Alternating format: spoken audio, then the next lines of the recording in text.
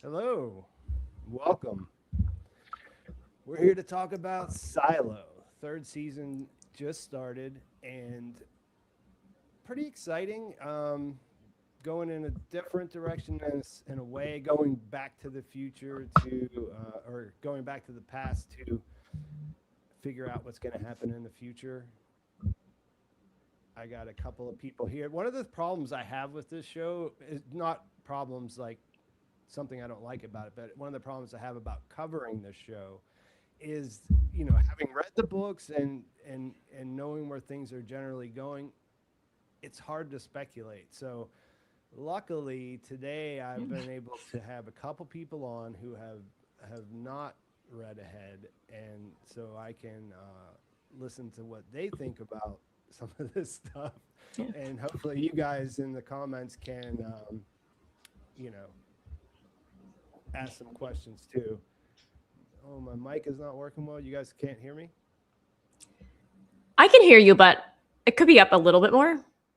Yeah, I think you're low on my end. My sound is quite high. Like Chris, you sound a lot louder. So it may be a little low. Is that better? Noticeable difference? No. Not really. You, Okay, hold on. Give me 1 second. Let's see. How about now? Not much of a change. Okay, well, we can do two things here. I can try to fix it. You guys can talk amongst yourself for a second. Would that work? Sure. yeah. All right. Um, All right. So should we introduce ourselves while we're waiting? Yeah, you guys can do the introduction, and I don't know why my mic's acting funny, but I'll go fix it, and then I'll come back in and we'll start the conversation proper.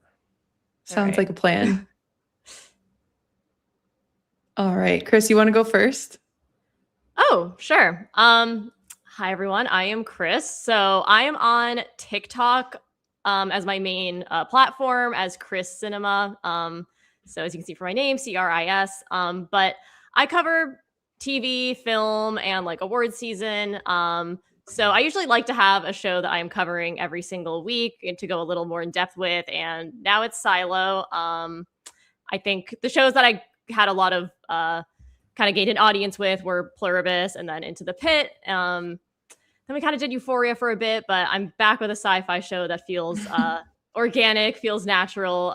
So yeah, happy to be covering Silo. So you can follow me on TikTok at Cris Cinema. I'm also on Instagram, but my Instagram recaps are very short because there's a 3-minute time limit on there. So I do prefer TikTok as my priority platform. Yeah, I can hand it over to you, Gab. Awesome. Do you want me to go, Pete, or do you want to do a quick sound check? Can you hear me now? It's a bit better, I think. Chris, I think what so. about you? Yeah. Yeah, I think we're just very loud in comparison. Yeah, I mean, I can get closer also, I guess, but Yeah, we'll just lean in.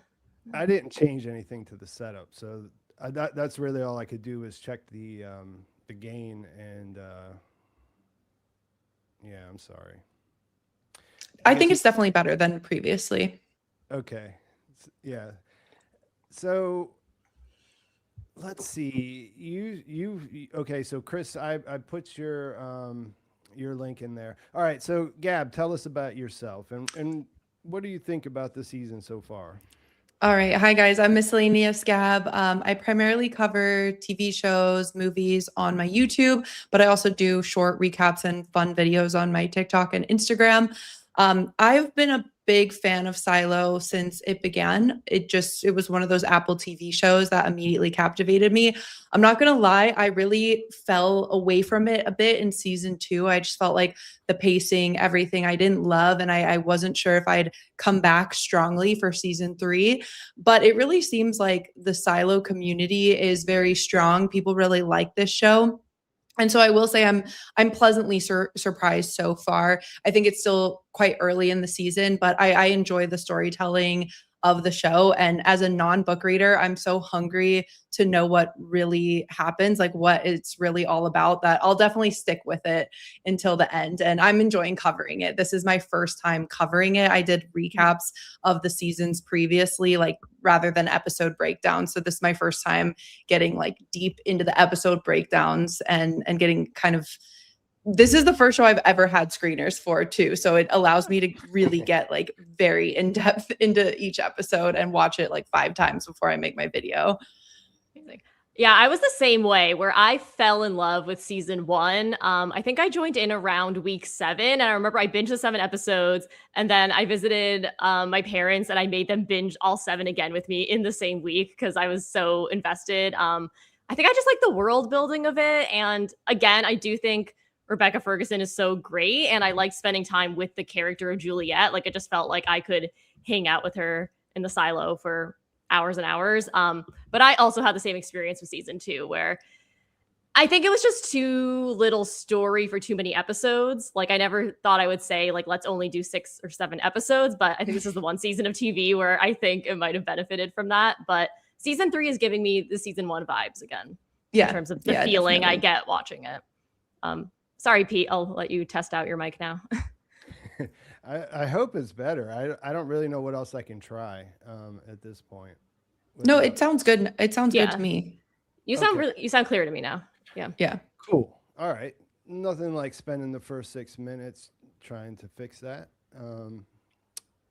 But yeah, like I just put the comment up there. Someone was asking for no book spoilers. There will be no book spoilers in this broadcast. And as I said before, that specifically, I mean, I like talking to these guys.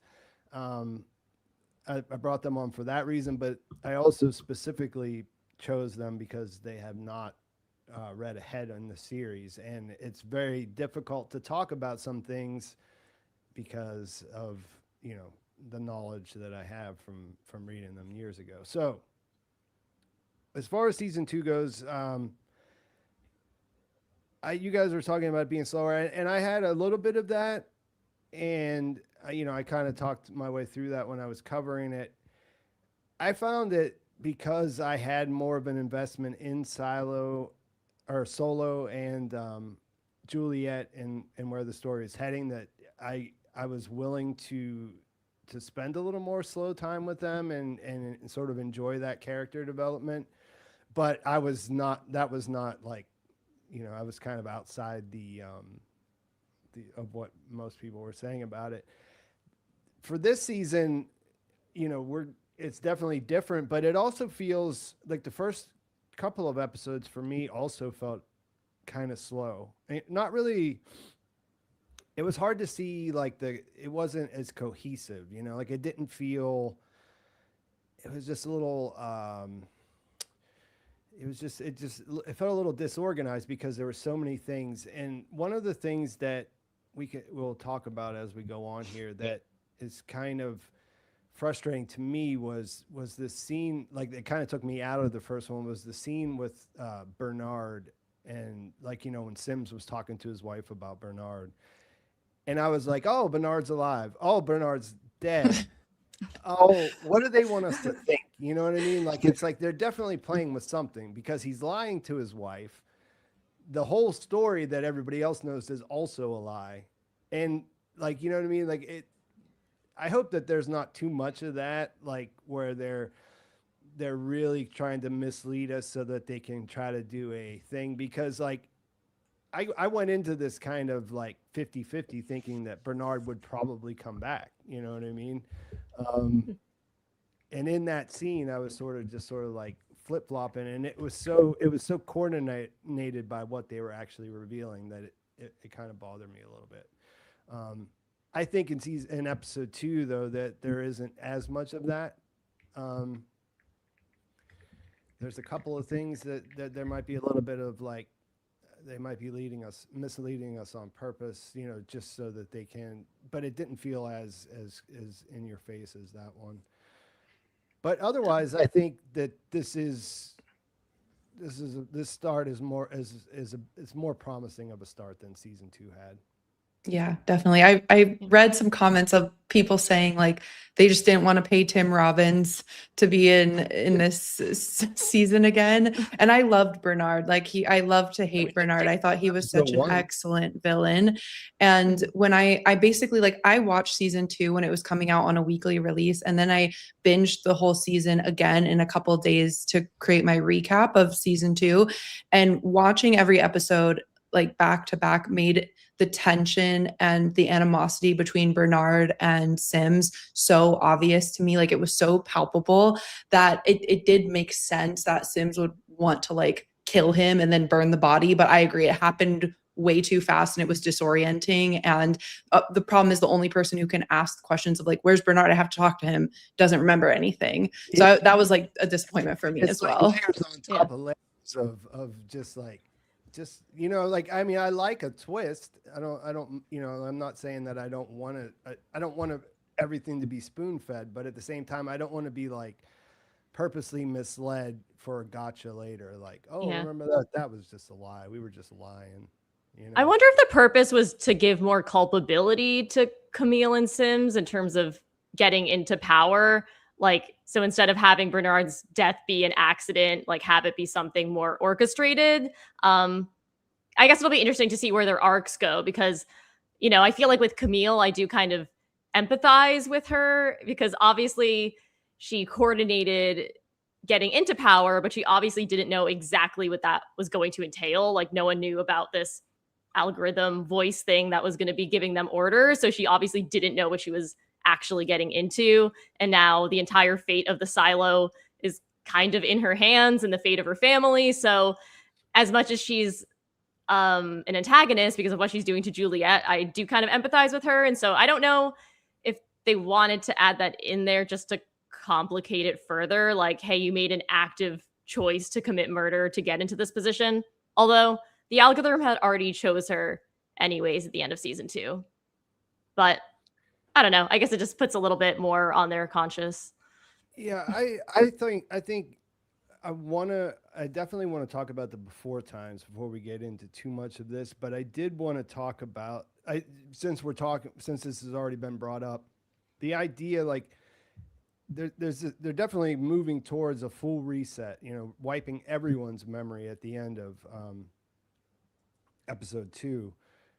Do you guys think that I mean, I guess they have to leave Camille, like she wouldn't take she has to be there because she has to steward the ship. But what does that mean for like her family, like her husband and her son? Would they lose their memories?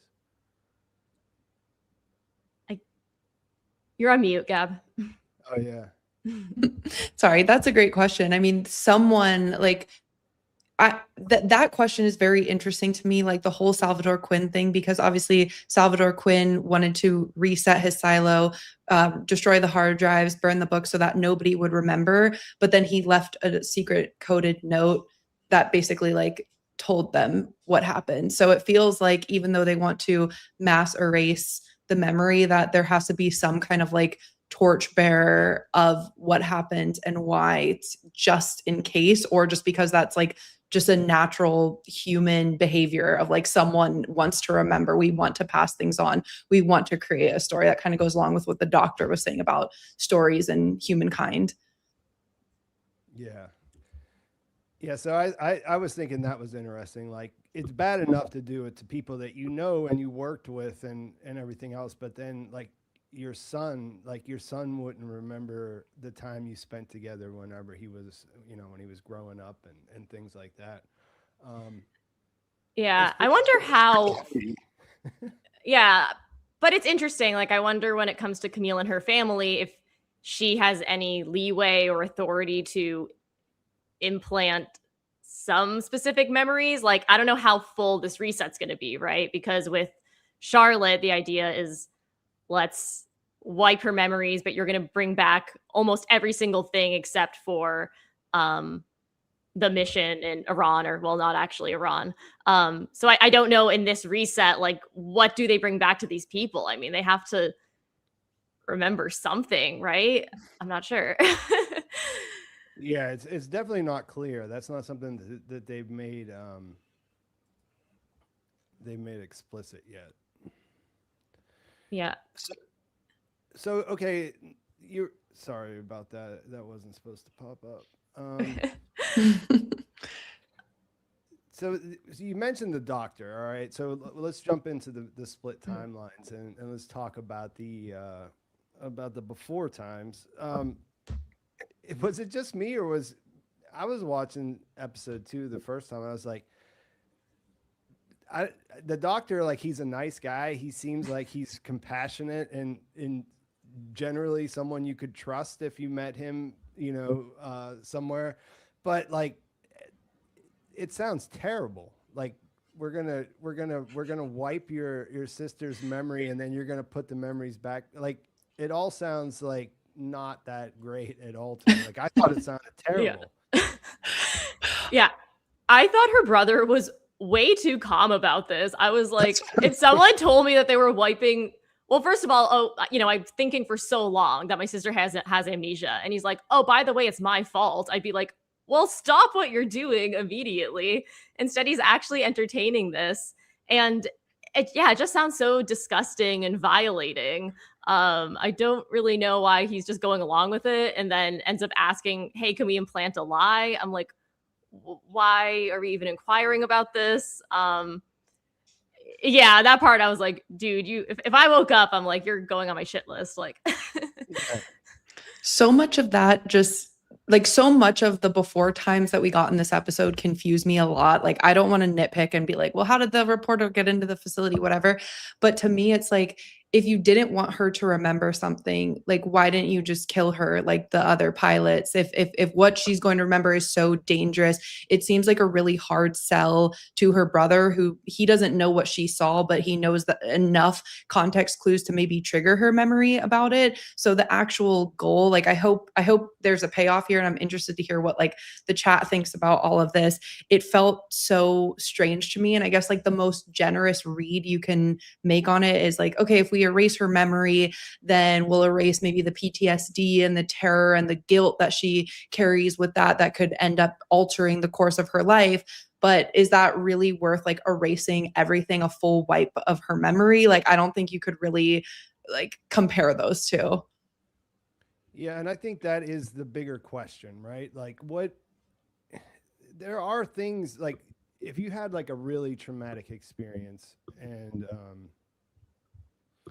you had the chance not to remember that, like, there might be some situations where that might make sense, but like, at the same time, the things that happen to us, that we overcome, that we like work our way through, that's really what makes us, right? Like, that's how we become that is our self, right?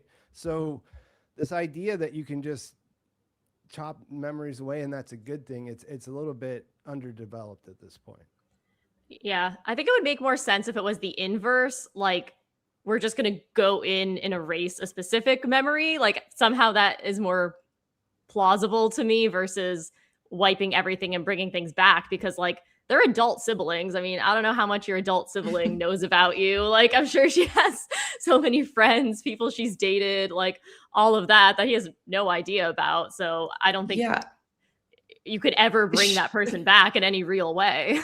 I feel like she's going to be like a doodle bob version of herself, because so much of your memories are made in private or with other people. So it's like, I need to know what this is. Is this some kind of weird like science experiment, or is this a government conspiracy and cover up? Because I feel like they would be treated completely differently, but there's like a weird crossover going on where it's like, I don't know how, like, why they're moving the way they are if it's either option. Mm-hmm. Yeah, it's a little bit weird. Like, I know in the book, the way that it's introduced is a little bit different.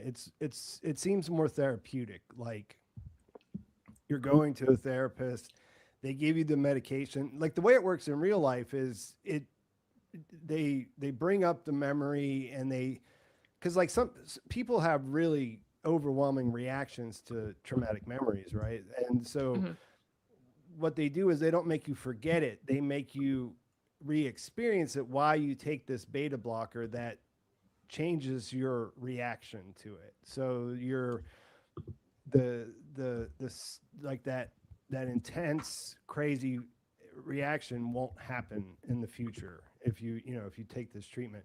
And so there's sort of an idea about that, but they do in the book, they do forget things altogether in the process. And so, but you get it in a much more like, it's not the thing that's happening like this here, like where he goes and then this is like what's happening to him. He has to make a choice of whether he's going to rebuild his sister's thing, and he doesn't really have the opportunity to like really confront anybody. So I really like the introduction of Helen and the fact that she really quickly in this episode starts asking the questions that are on my mind. It's like, yes, exactly, Helen. Like, what are you doing? She's basic. Like, he's the one who gets to decide. Like, that is not okay. You don't get to decide which memories I keep. Just real quick before we continue on with this, did either of you notice that Daniel was wearing the same one that George gives Juliette? I did not. I didn't. That's a good catch, though. Yeah. Yeah, I saw this in something, but not in the episode. I didn't realize that he was wearing it here. That's a level of details that real enigmas can catch, and I can't. Yeah. And I one of the things too here is that's kind of exciting is that these two had the Pez dispenser, and so we know that eventually gets inside Silo 18. Do you guys have any like working theories on how that is going to take place? Because I feel like now, for me now, like with knowing what I know, that I'm pretty certain how that's going to be. And there's a couple questions about how that'll be connected to what we're seeing right now. But, that's the sort of artifact, the relic that connects the two timelines together. And yeah, I guess I have like two theories, and I guess it just all depends on what the purpose of the silo is. Like, I guess it could have been, I have no idea. Maybe there's something where like a resistance group kind of smuggled them in because they knew that when they were bringing the people into the silo that this memory loss drug in the water was going to be part of it, and they wanted people to remember. Or if this is like a divergent human experimentation thing, then maybe it is more deliberately put there because they're like testing how it works on a population level. I don't know. Like, I think it just depends, like, why they built the silos, which is the central question that they say at the beginning of every episode that we don't know. But so whether it was put there by the people who built it or by more like a resistance group, obviously it was put there to like bring up people's memories, but not sure to which purpose. Yeah, I do see it as kind of like, what was that group called from season 1? Like the Flame Keepers, and kind of the idea of keeping something alive.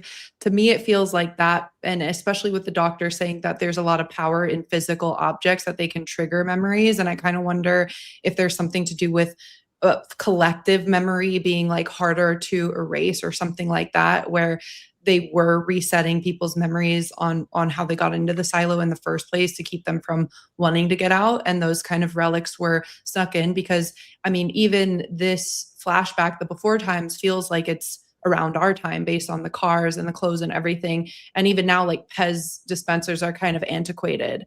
So I'm curious about like like Wizard of Oz being an older book, but still like really important to the culture. I'd love to like understand why or how all of those relics found their way there.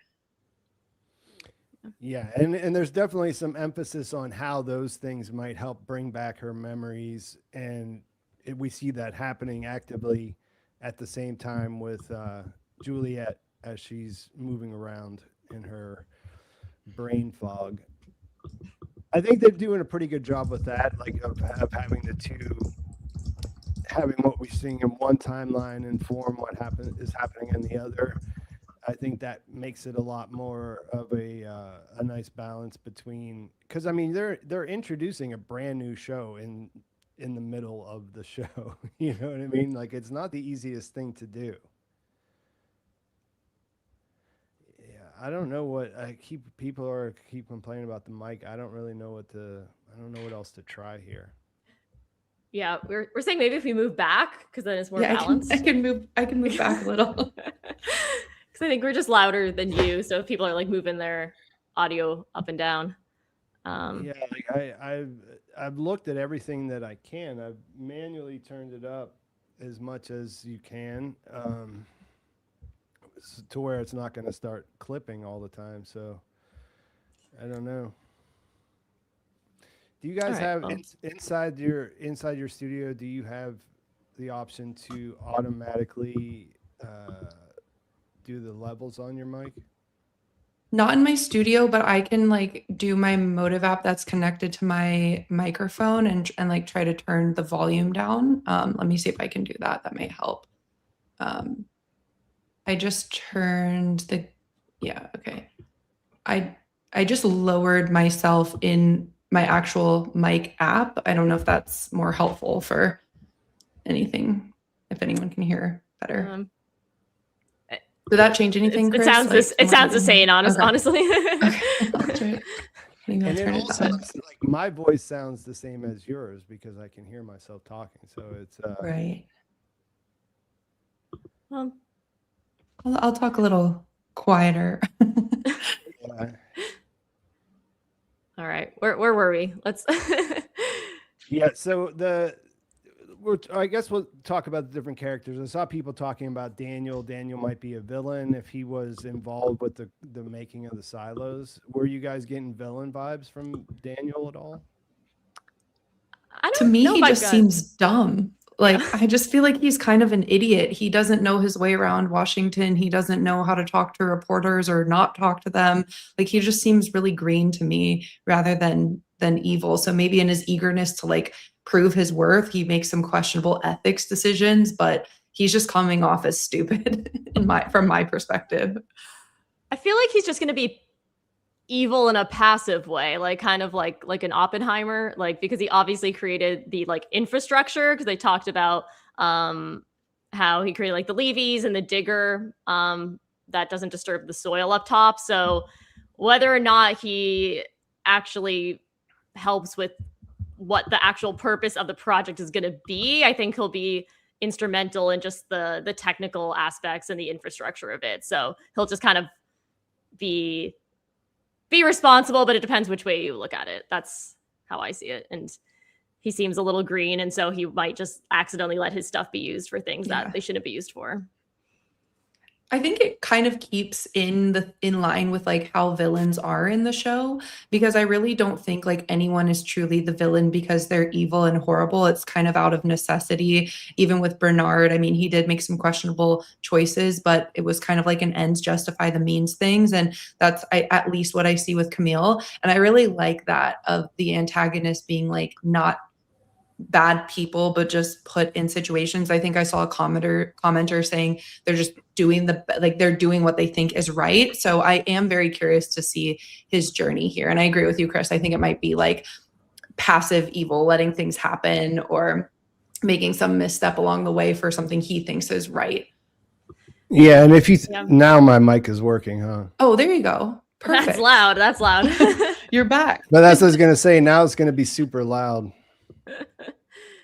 It sounds okay to me. I think it's okay. Everyone could just turn their volume down. Well, now we're gonna see 100 people saying, "Why is his mic so loud?"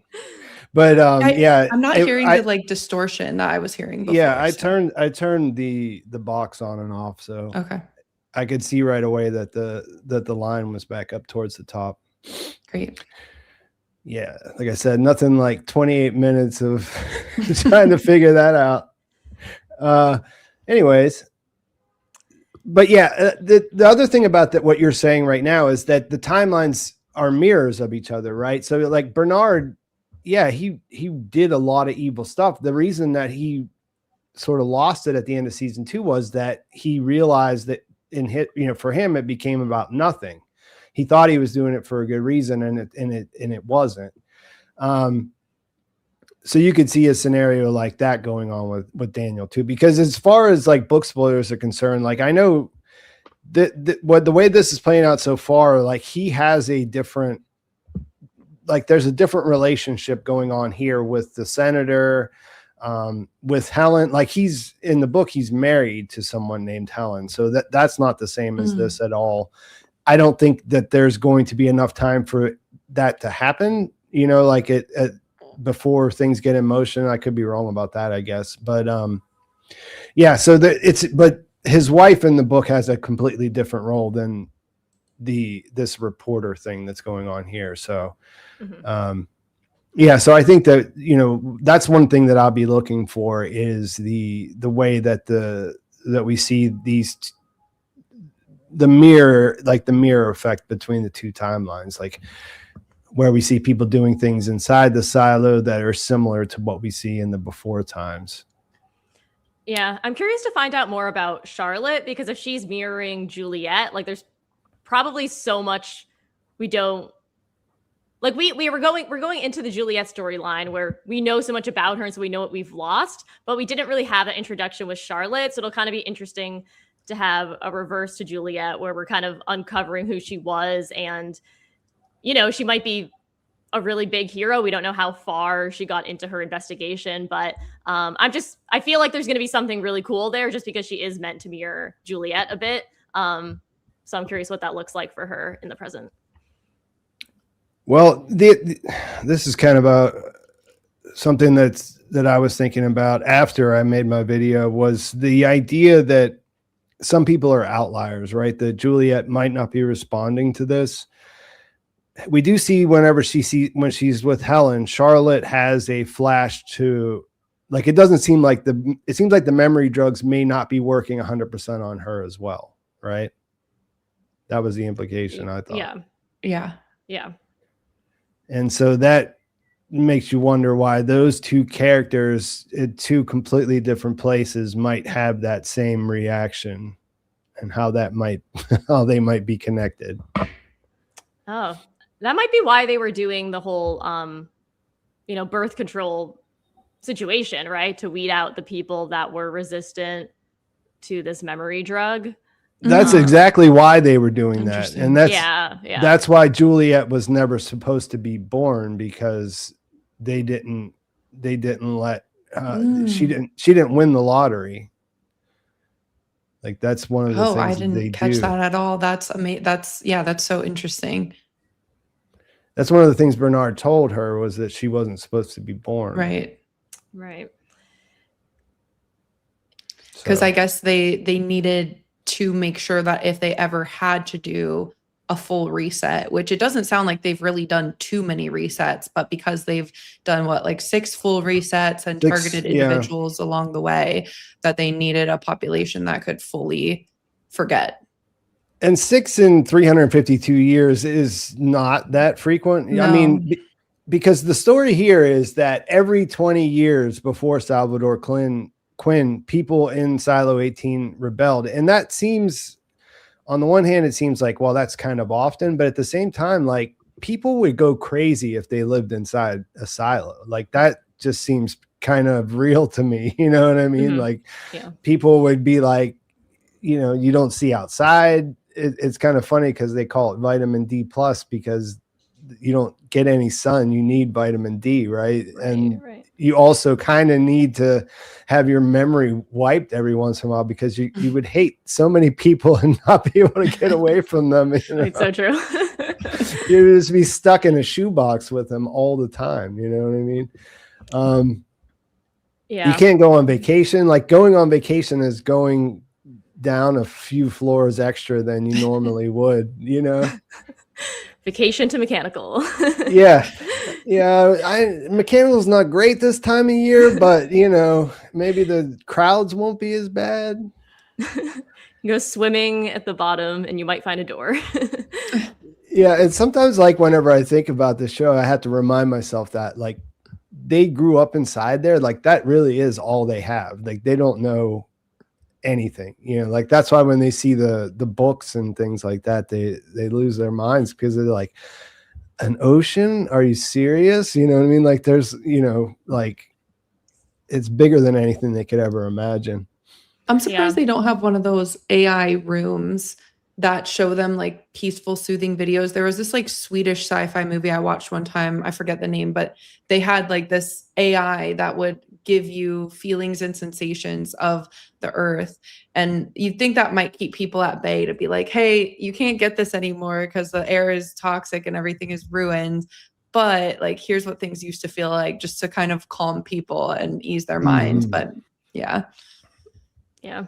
But I guess just even the prospect really riles people up, right? Because all it took was the one Georgia Adventure magazine, and now, Billings' wife is willing to risk his family, risk her family, risk everything to Billings. He's that.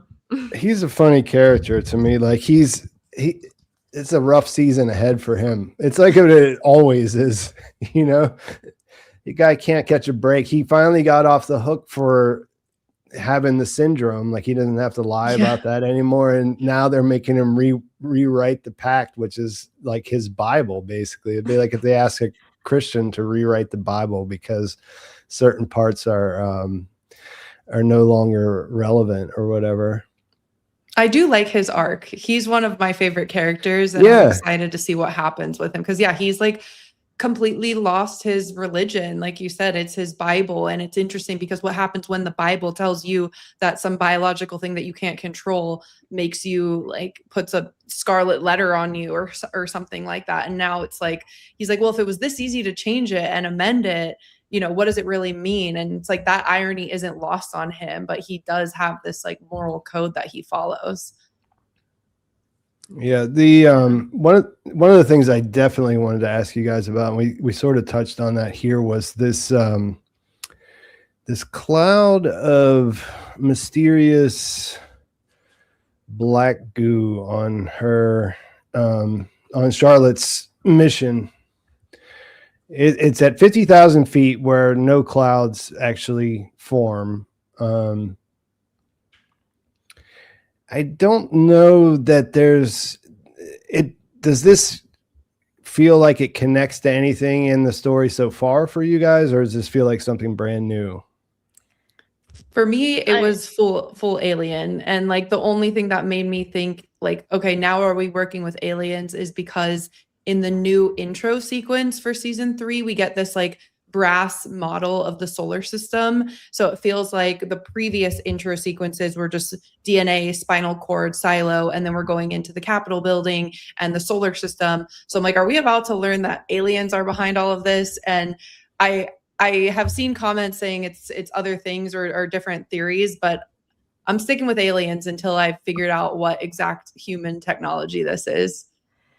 Yeah, I wasn't sure either. I guess it could be extraterrestrial or like some sort of human experiment gone wrong. Like, we accidentally did something that messed up the environment in some way. And I don't know what this is, but somehow it created that. I don't know. But I feel like this was reminding me of like Paradise a bit. Not that got extraterrestrial, but like, and that show came out way after these books were written and everything, but just in terms of like how I could imagine them like getting down into the bunker because of some sort of like environmental disaster that they can't ever fix. Did you guys see the Silo Origins video that they put out? No, I saw you send that to me and that you said it was spoilery, so I was afraid to look at it. It kind of is. Like there's definitely a lot of scenes from this season that they don't show in the original trailer from the before times, and they talk about it. They basically say that, like Graham Yost says, by the end we'll know why. The end of season 3, we'll know why they went into the silo. Basically, that was the promise, kind of. And the reason I asked if you saw it, it was because this idea of like, why are they there, being the central mystery for the people inside. It's hard. I think it's hard sometimes to imagine the way that, these two things come together, how they eventually come together, like how they eventually learn, because all we keep hearing about is we hear about them being full reset. We hear about the servers being destroyed, the books being destroyed. Like the relics are so rare already and so well controlled. It is kind of difficult to see how they ever really do have a full understanding of how they got there and why, how they get a chance to see how they feel about it. Like, because, they were given this idea that there were last 10,000 people on Earth. That turned out to not really be true. They found out there were 50 silos. They found out that they can be killed at any time just because. And now they're going to be dealing with, like, if she takes away their memory, I don't think she would tell them that that's what was happening. She would just put it in the water. And I mean, that seems to be the idea, right? They sent that up to the water treatments. So they would just all start forgetting, but then they had to tell them a news story. And yeah, it just seems like there's a lot of steps back to get to like what is actually going on, right? Yeah, I see what you're saying. It's like the explanations kind of conflict right now, because if you are taking the before times at face value, you would be like, okay, nuclear, one thing leads to another, different countries experimenting with different kind of tech, something goes wrong and everyone has to head underground. Okay, that's easy, but everything feels way too designed, like lab rats in a way, for that to be a reaction, like you were saying, Chris, to, a disaster or some kind of air poisoning. Then like we'd be looking at something totally different. You wouldn't have built-in pipes going into the middle of the silo ready to gas everyone, and the order and plans and backup and safeguards and fail safes. So I see what you're saying, Pete, which is like why I think the show is so compelling and why I'm like so excited to find out, because like, I agree. I think someone in the chat was saying aliens would kind of ruin it and that would be a huge leap, but there is some sort of observance, like data, charts, things like that. I don't know if an experiment was the impetus, but it certainly became a side effect of their situation. Yeah. And like I was saying, the way that I think you touched on something very interesting, which is it's pretty set up, right? Like it's pretty set up to go. It doesn't seem like that would exist in the world that we're seeing in the before times right now, like the world that Helen and Daniel live in. Do you think that those silos are already out there waiting, or, that's sort of the question, right? Yeah. I mean, those are the two parts we're trying to put together, right? Is like them going underground because of some disaster, whether human made or environmental. And then like, how does this turn into an experiment? Assuming it is, but that's kind of always been like my working theory. Like, right, you have 50 and each one's like a little bit different. And that's why 17 and 18 are so alike. And I don't know. I always wonder, like, maybe there's something more different between silos like 17 and like 50 versus like 17 and 18. Like if you're just changing something like little in each of the ones that are like near each other, like I guess how you do like a science experiment. But yeah, I don't know. I don't know how you get there exactly, right? Because like if you're going underground for necessity purposes, what are you experimenting for? I mean, maybe it was just to see like, hey, we think these societies are going to start like killing each other, so let's just try like 50 different ones and see which ones like don't end up like killing each other in like 10 years or whatnot. I don't know. There's so many variables here. I wonder if they have so much data, like, because so much of what we saw Camille in this episode was data, charts, everything. So I wonder if the AI or whoever knew that 10,000 is the magic number. Like as soon as you get more than 10,000 people in the silo, people kill each other more often, or it's too many people, or it can only hold it, which would be, that's why, we have to separate them into 50, but make them think they're the only ones. Because if they know there are others, they're always going to want to go. And I feel like Bernard in the end of season 2 was like, I know who, but I don't know why or how. So like Bernard knows there are other silos, Bernard knows the who, but just found out about the safeguard. So yeah, I'm very excited to learn that. And I really hope we get those answers this season at least. You mentioned the voice, the algorithm. Do you guys have ideas about that? Well, I was realizing it is a weird thing watching television with subtitles because there really is nothing in the show text itself that this is AI. Like, I think we only know it's called the algorithm because it says it in the subtitles, right? I mean, yeah, I was like, wait, have they It's ever true. said it out loud? I guess I'd have to go back and double check, but I don't think they do. So it could, I don't know. It could be an AI or it could be like a live voice, but I was never convinced that it definitely is automated because like it's not in the text of the show necessarily. So I don't know. I thought there were times where I thought it was reacting a little bit human, but wouldn't a good AI do that anyways? You know? Yeah, exactly. That's what I was going to say. It feels reactive to what's going on. It seems to know that Juliette is an outlier. And that's the same thing that Judge Meadows said in season 2. She's like, we're dealing with something different. Juliette is like a specific individual, unique. And the voice seems to know that. But like you said, Pete, if it's a really good AI that's trained on hundreds of years of data and human behavior and speech patterns, then it would know that as well. I see people saying like, is the voice Daniel as a theory? But I don't really see that like personally. It is 352 years. There is 352 years that have passed since at least. I mean, I don't know how I don't think that they made it clear how many years between what we're watching and whatever, you know,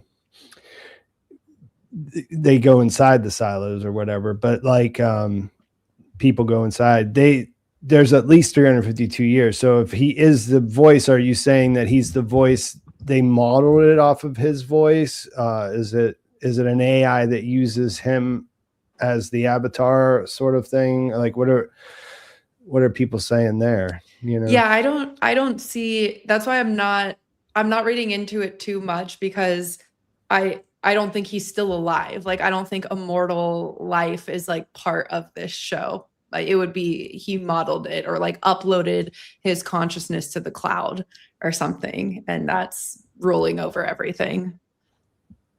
Perhaps that's what the black cloud is. A cloud of Daniel's consciousness. That's why she's the only one who lived. Yeah. That's why it has, and for other things, I guess, maybe, what about Bernard? Do you guys think he's going to come back? I took that pretty much at face value personally. I don't, because it's not like they showed, I feel like when they show a flashback and they show it happening, it's not like it was shown through the lens of like someone's remembering it wrong. Although he definitely, Sims definitely wrapped saran wrap around or plastic around his head like, to suffocate him. That's a thing that happened. I don't think that's a false memory. Yeah, I feel like there'd be things in the filmmaking more to indicate that if it was, right? Like it's a little shadowy or distorted or something like that. But yeah, no, I took that quite at face value, honestly. This might be a little bit of my TV brain, but like it seems wild to me to give him he got an acting credit on that. Like he's in the credits for that episode. So they paid him for that episode. So that to me seems like it's just like, do you do that when you're not bringing it up? Because you got tons of stuff that you can use for free. You know what I mean? Yeah. Like they put him in and they put him in a day's worth of burn makeup, and then they murdered him. Okay, what are you trying to say, Pete? Where are you leading us? I'm just saying that everything about that. I'm just saying that everything about that makes me feel like that he's coming back, but it's showing me evidence that he's not. So yeah, I don't know. Okay, yeah, someone in the chat made that good point about how you're like, if you don't see a body on TV, then you can't assume they're dead. So I guess I think true. I mean, I think he should be dead as far as what happened to him. Yeah. And in both cases, like I thought he was just going to be dead from being in the airlock at the end. 3 minutes of fire, as Sim said, like that. People don't survive that usually.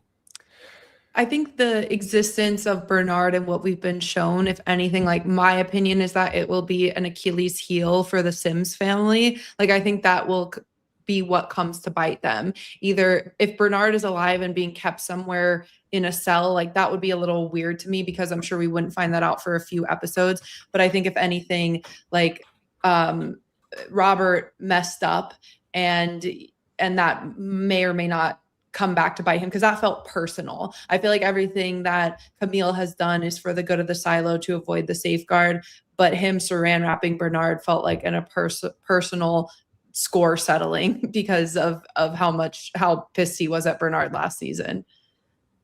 Yeah, when that happened too, I didn't know like if the algorithm told them to do that or if it was personal. I like that idea because I think like we talked about at the end of season 2, the algorithm had already chosen Camille as like the new person that it wanted instead of Sims. But I mean, what were they going to do with Bernard? I mean, they either kill him or they do what they're doing with Juliette, right? So he's got to be the scapegoat. If they're going to like settle I mean, because if you think about it, Mechanical technically won the rebellion. So if they're really going to bring peace to the silo, they need a scapegoat. Like they need someone to blame everything on. And that has to be Bernard. I like that. That was one of the things I liked in the first episode was it was nobody's fault except Bernard's. The way they blamed everything on Bernard. It was so funny.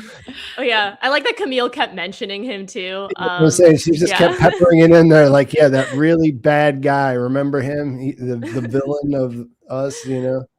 I thought that was a pretty nice touch. Yeah. If you're going to rewrite the story, you have to sell it, right? Like that's one of the things that we know.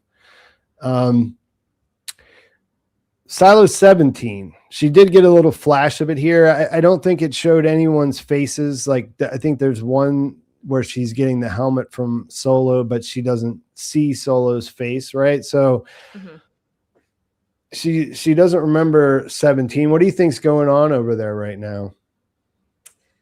Oh God, I don't know. Hopefully Solo. I don't know if he's gonna hang out with that other crew and have some friends with him, or if they've gone their separate ways again. They're probably eating ice cream in the vault. I don't know. It seemed like that girl Eater really wanted to come with, like she wanted to get out of there and come with Juliette. So if anyone's gonna like pop on over and throw a wrench into Camille's plans, I feel like it could be Eater if they do come over. I don't think Solo will ever leave. I don't think the parents and the kids will ever leave. It will be that girl coming back. You think? Can you imagine like living that way in that haunted, scary place, like for your whole life, and then trying ice cream for the first time? Like what that would be like? Oh my God! Like they were basically eating bugs and rats and stuff. Like most of the time, you would assume, right? Yeah. Canned I mean that's like best. That's like entering heaven. The heavens that yeah. Yeah. I mean, I think we do see glimpses of them in the trailers from what I remember. So at least Solo we see, but it's a little bit difficult to figure out how they're going to fit into to what's going on right now anyways. Yeah. I've been wondering if Juliette is going to go out again once she gets her memories back, because like that was only one silo and there's so many others. So I don't know if she gets her memories back, would she ever go out and explore some more? Ooh, or I kind of wonder if like that first episode when they have the head of mining at their meeting and he's like, oh, we've only been able to build out, X amount of time. And then we have to come back and that makes the mines really unsafe and leads to injury and death. And Juliette's like, let's look into this a little bit more. So I wonder if they're going to dig more and actually connect Silo 17 and 18 from the mine level at the very bottom. Because no one really knows what's going on in the mines. Like they're just kind of up to their own thing and they just follow the rules as stated by the pact. And if Billings is in there amending the pact and it's like a free for all, maybe they'll create a bridge or something and cross over, because I do think like Solo is the only one now who knows how to prevent the safeguard. So that either Juliette has to remember or Solo's got to transfer that knowledge in somehow. Yeah. Yeah. That is a good point about how they're kind of throwing out the pact right now. And I have been wondering, like, is there anyone that is putting on guardrails for that? Like is Camille going to the algorithm and telling them every single thing, and they're making sure they don't still do certain ones? Because I mean, a big thing I thought it was about the fact that they basically created elevators, right? And that was so frowned upon in the first season, but because of construction and like the pulleys, they have essentially figured that out. And they used to be so siloed, and now they're all coming together. So like, that's interesting to me. Like, that's interesting to me that they're doing all of that when they're going to be doing the vitamin D stuff anyways. I think that's like, why change I the think whole silo then. I think you just answered your question. That I think the reason they are doing that is because the vitamin D is the next step. Like, they need to fix the stairs, so they need to use these pulleys and things like that. Oh. But the algorithm is letting that happen because whatever, they're planning to nuke everyone's memory so they won't remember they won't remember elevators and whenever that happens. Right. I think that's what's going on. Like, I don't know for sure, but it was sort of like what you were saying about, like all of this stuff. I think I think we're to understand that the surveillance still exists. We see that with Juliette. She thinks she's getting this note, and it's a secret from someone, in which it is, but they know everything. They know that she has that, and then they go and they test her by see if she's going to tell the truth about it or not. So anything that's going on in the silo proper, I believe that it either is something that the algorithm and Camille are going to be trying to stop, or they're allowing it to happen because it serves their purposes in some way. Like, that's the way I'm watching it. Yeah, that was a bit confusing to me, why the algorithm was like, okay, well, we're not really concerned about the note. It's more about her behavior around the note and that she lied about it. But the note triggered so many other things, that when like she followed the note, she found the helmet. And we know from the doctor that objects trigger memories. So it felt off to me that the algorithm wasn't so concerned about the note itself, and just like there being a brewing rebellion, and these people who are like so desperate to go outside will stop at nothing to even try to break into IT. Yeah. And I do think, after watching it, a couple of times, at the end, the way that they talk about how it could be a catastrophic failure if they had to remove Juliette and all this stuff. And because I had the same feeling, I'm like, why aren't they being more aggressive about, because they could do whatever they want to Juliette. And it seemed like they're giving her a little bit of rope to hang herself with, almost. And that's sort of the conclusion I got to, was that this is all just, as long as nothing crazy happens until because the vitamin D is coming up the stairs at the end of the episode, right? Like, this is imminent. So everything else is kind of like, as long as they don't burn the silo down in the next couple of days, everything will be fine once people start to forget. Yeah, I'm curious how much we're going to see of that on screen. Like, if we're just going to see this very slow process of everybody each episode being a little bit more out of it, or if it's going to happen in a much more like sudden way. Like, all of a sudden, no one recognizes Juliette and she's experiencing the opposite thing. Do you think it's going to? You think it's going to actually happen then?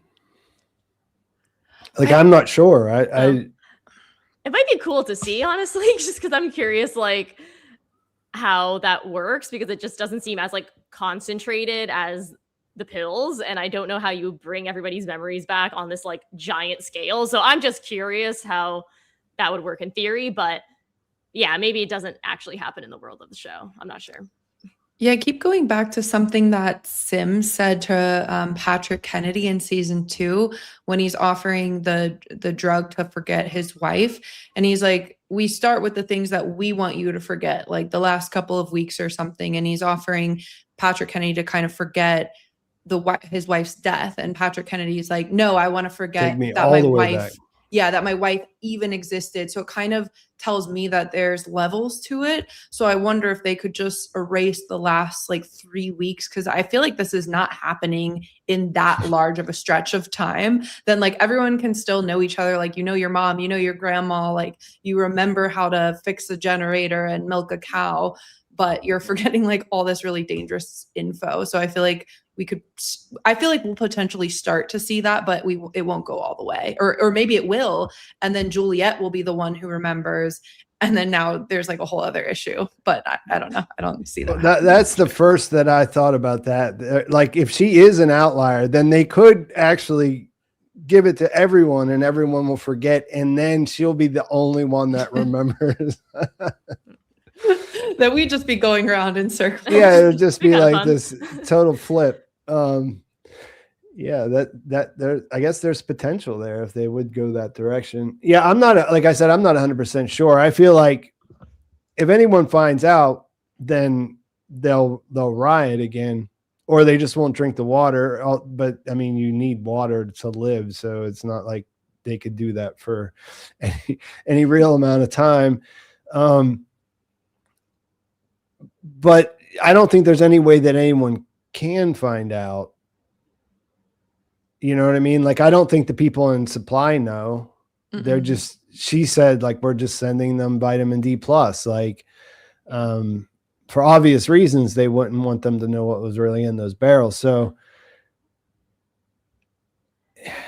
I guess you could think of maybe something with Camille, right? Because she's going, I feel like she's going to want to not, I feel like her son is going to be a problem here, right? Like I just feel like a mother doesn't want to zap their children's memories, you know? I think that also tracks with everything we know about the Sims family, because isn't like the whole reason why Bernard and Sims had beef in season 2 is because in season 1, Sims like didn't follow his duty and went to go protect his son, or made sure that his son had an escort home. So I feel like it tracks where they very much are like family first instead of silo first. And a good silo member is silo first, especially in leadership. So I totally agree. I could see the son being a thing. Yeah. That's part of their characterization for sure. Like in the beginning, we didn't really know what it was, but it was just that. It was their relationship and their family. They put that above the silo, whereas, you know, that's not really what he's supposed to do in that position. I just saw a comment about Star City. I know a lot of people are wanting me to do that, but I don't know. Like, I tried this week to put some time into doing a video about the end of Star City, and it didn't materialize in time. Like, it's one of those things, like I could put something out to say, this is what I thought about it, but it's not really possible for me to do like the thing I would usually do at the end of a season, to where I, you know, just really look at the whole season and what it's about and all that kind of stuff. So the current plan is to get through this weekend of stuff, and then I'm going to think about it afterwards, but it's not looking good. That's the bottom line as far as Star City is concerned. If the second season is coming and there's people that are talking about it, and then maybe I'll revisit it at that point. But it's really hard right now with 2 full multi-season shows that are connected to big book series, and there's a lot to keep track of for me to switch my focus from one to the other. Yeah, I'm sorry about that. Someone had a good comment about like this, like, when do you have to implement the safeguard if you have all of these other controls and ways to wipe memories? Like, what makes them be like, okay, time to just end this, we can't fix this anymore? Do we fully understand that with Silo 17 after last season? I mean, I understand it because of the book, but like, did the show explain? I feel like the show explained that they figured out how to stop the safeguard. Yeah. And that's why they went outside. And Silo said they didn't all start dying at first, but it didn't really give any other, like then you just get the sense that they fought each other inside later, and that's why he had to hide out. What is your thinking about, like, what brought the safeguard onto Silo 17? I think, like, for me, it seems like the safeguard is triggered when like shit is hitting the fan, and if the only option is for them to go outside or trigger the safeguard, because I think what the safeguard is really afraid of is obviously not killing everyone, because if it was just as simple as they open the door, they go outside, then they would just let them do that and they would clearly die. I think it's like when things get really tough, they're going to trigger the safeguard. So in my mind, it was like Solo's parents figured out how to cap the pipes or prevent the safeguard so that people actually naturally went outside. Maybe they had varying degrees of protection, but either way, like the air would allow them to at least like come out of the silo. And it didn't seem like the farthest person didn't seem like they got any farther than the person with the bad heat tape from Silo 18 when they went out to clean. Yeah, I mean, I think those are fair assumptions to have at this point. Like, I think that the safeguard as it was described was sort of like they can do that whenever they want. Like, that was the problem that that Judge Meadows and Lucas and Bernard all had. Like, that's sort of why that's sort of what crushed their faith in what they had been doing was, right? They they thought they could just do it for no reason, but there's obviously specific reasons where they would do that. And then other situations where they would do just do the memory wipe, the full reset. But I don't feel like we know for sure. I think that's one of the things we're about to find out in the upcoming seasons, right? Yeah. Because I think you need like a calm population to put it in the water supply. And it feels like things are as calm as they can be, all things considered now. But a couple days ago, that probably wouldn't have been the case because people were just ready to fight their way outside. Maybe they weren't drinking water. Wait, to clarify, I didn't think that they implemented the safeguard for 17. Like, I thought they died from just going outside and that, right. Okay. They just figured out how to cap the pipes and prevent the safeguard, or at least that's what they thought they did. Yeah, and that's what Solo gave Juliette, and she needs to remember. Yeah. Solo's parents figured out, because they were having a rebellion similar to what we saw in 18, like a real rebellion where they were going to storm IT and topple the thing. They figured out how they could stop it. They figured out that there was a safeguard and then how to stop it. And then something happened. They went outside. Silo went into the vault like his father told him to. And then we don't know what happened after that. You know what I mean? But it was impossible for them to safeguard, as far as we know, because that's, I don't think it ever made that explicit, but I thought that that's what their parents were doing before they went to storm IT, was that they were going to cap the pipe and then they could storm IT, which is like what the beginning of season 2 was, what we saw there. Yeah. Do you guys have any ideas of why Camille is the rightful IT successor after Bernard?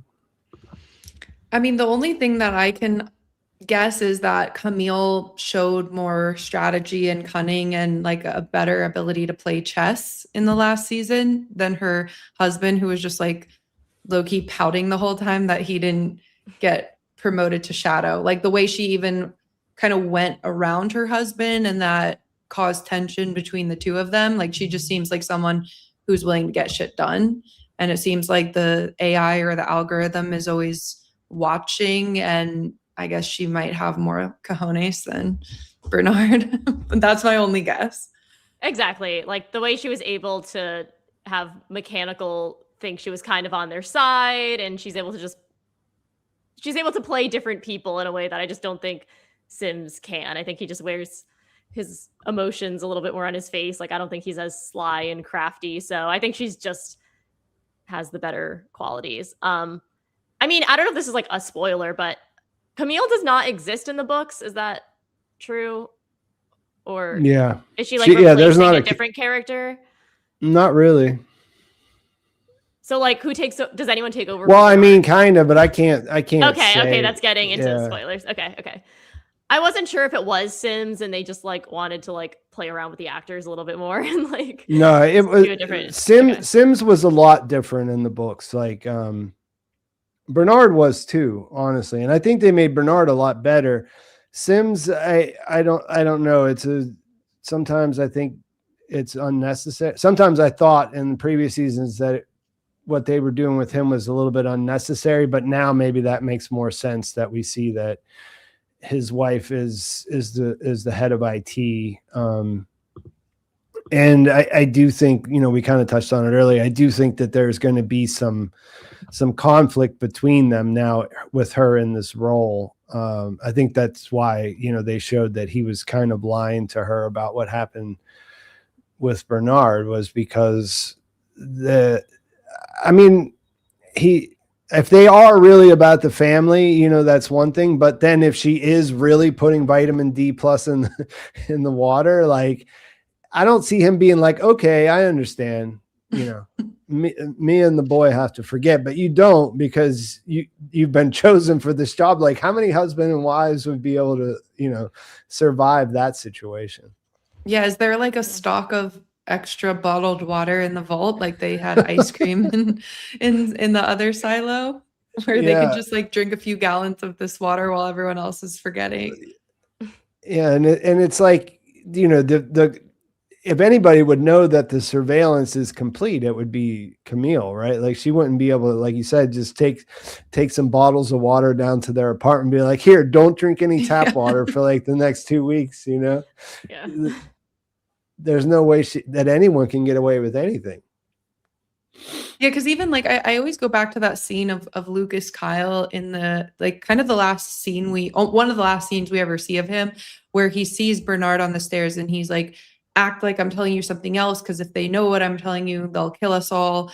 And it's like, they don't want even did the AI say that even if Bernard knows that he, they'll trigger the safeguard? Like, is it that touchy? Is it that much of a hot button? Because if Camille knows that it really is like, she can't try any funny business, can't slip her husband, an errant bottle of water, then yeah, maybe she will do it exactly by the book and even let her son forget, because she's that terrified.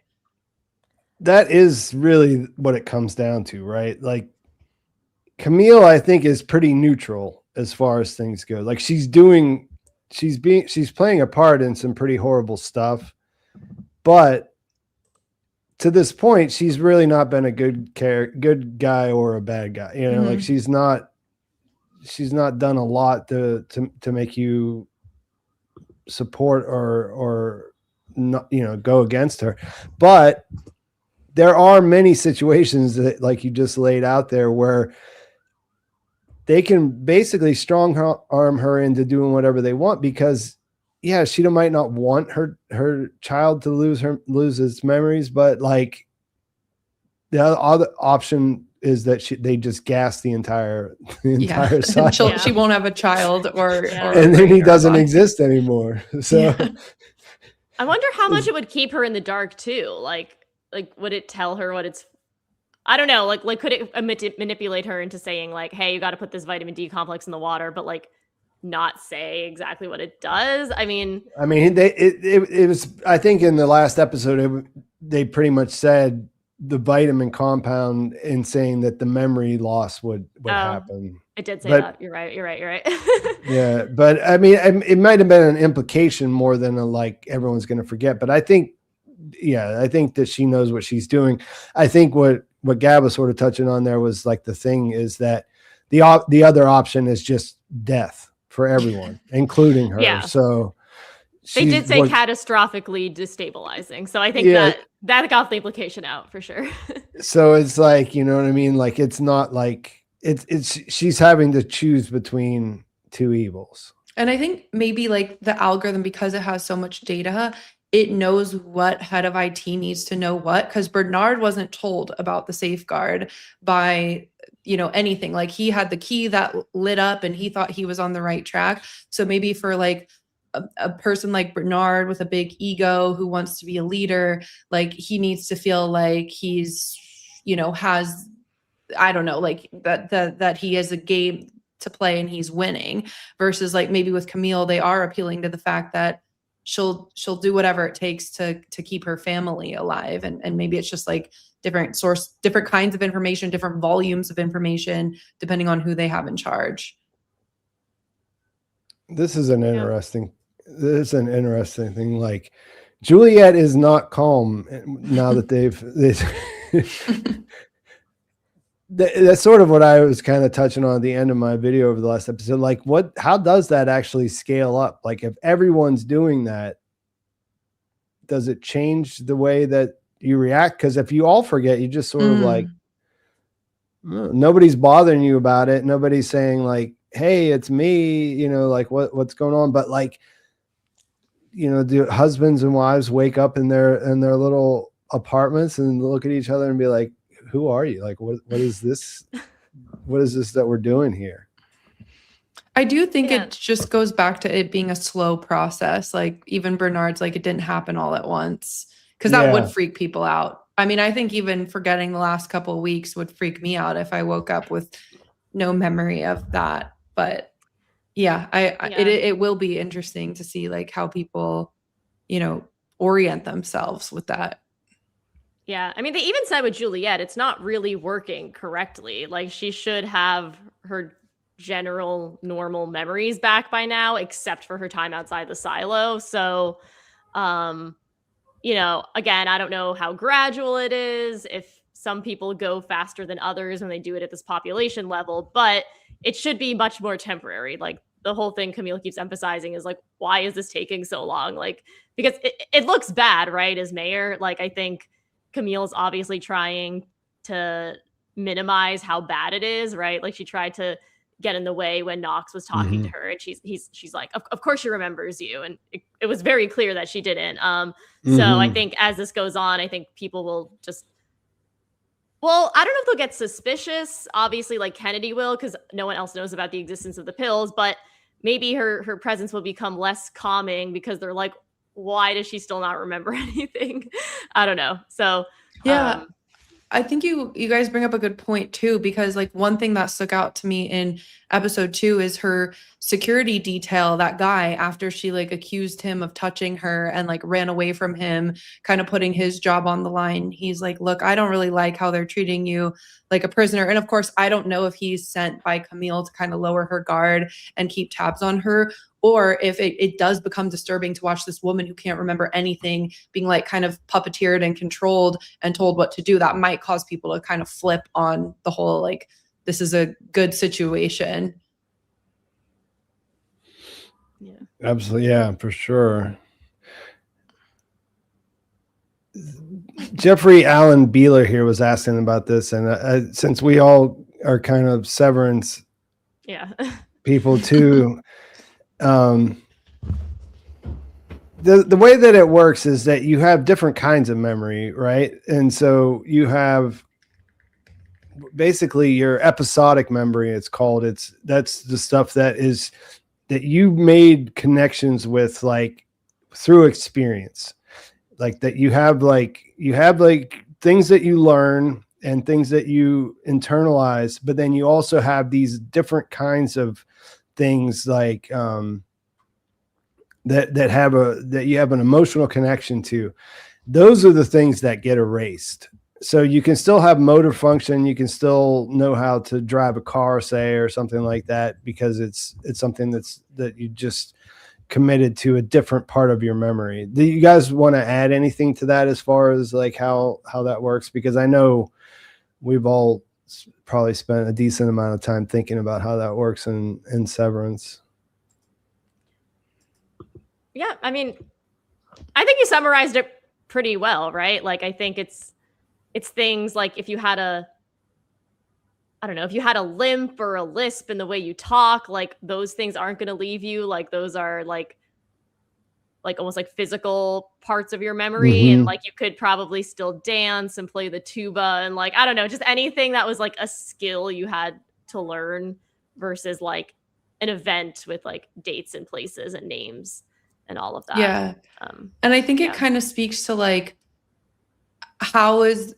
what is different between what you remember and who you are? Like if you're someone like Juliette, who even Walker said, like you're spunky, you're stubborn, you're kind of, you know, a butthole sometimes, you're going to question things. Like, do those things leak over and you become that person even with no memories? So I agree. Like we'll still know how to drink and eat and like do things like the muscle memory and motor function and whatnot. But to me, it's like what gets left over with the personality. And it seems like her counterpart, Charlotte, is also very spunky and rebellious and like not a rule follower. So I love that just like, I know some people don't like the amnesia trope, but I don't know. I think it's interesting because I think like memory is so interesting in how it works and identity.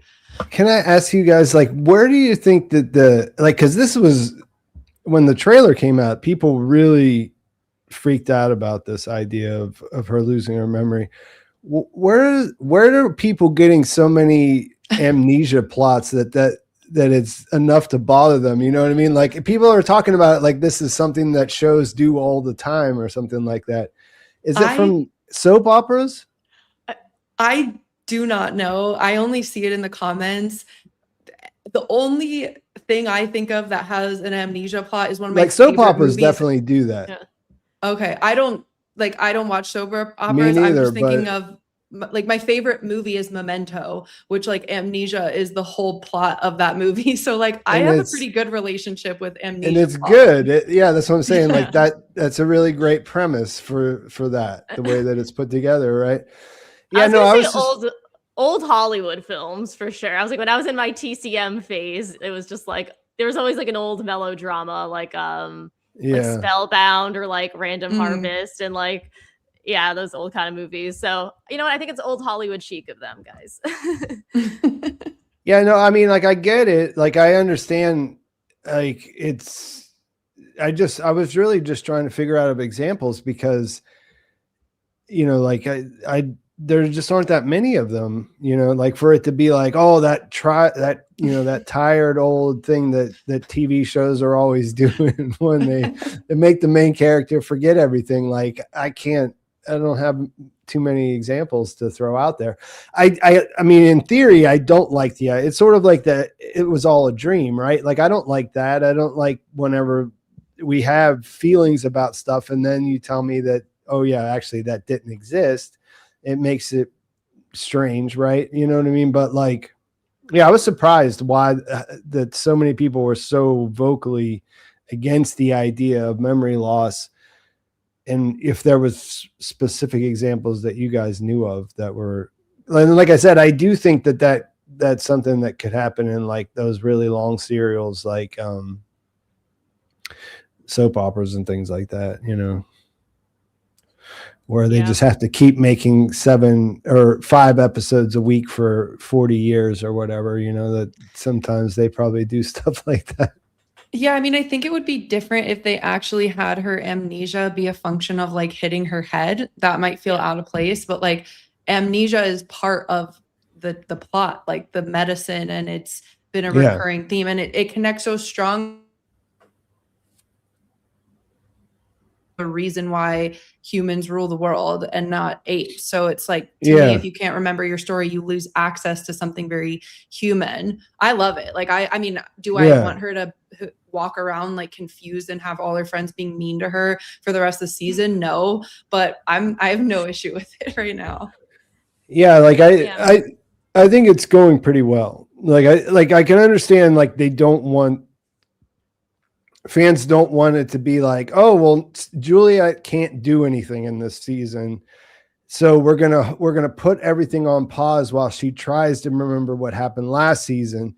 Like, yeah, that would be terrible, but I don't know. I mean, the show's of a standard of quality that I think is higher.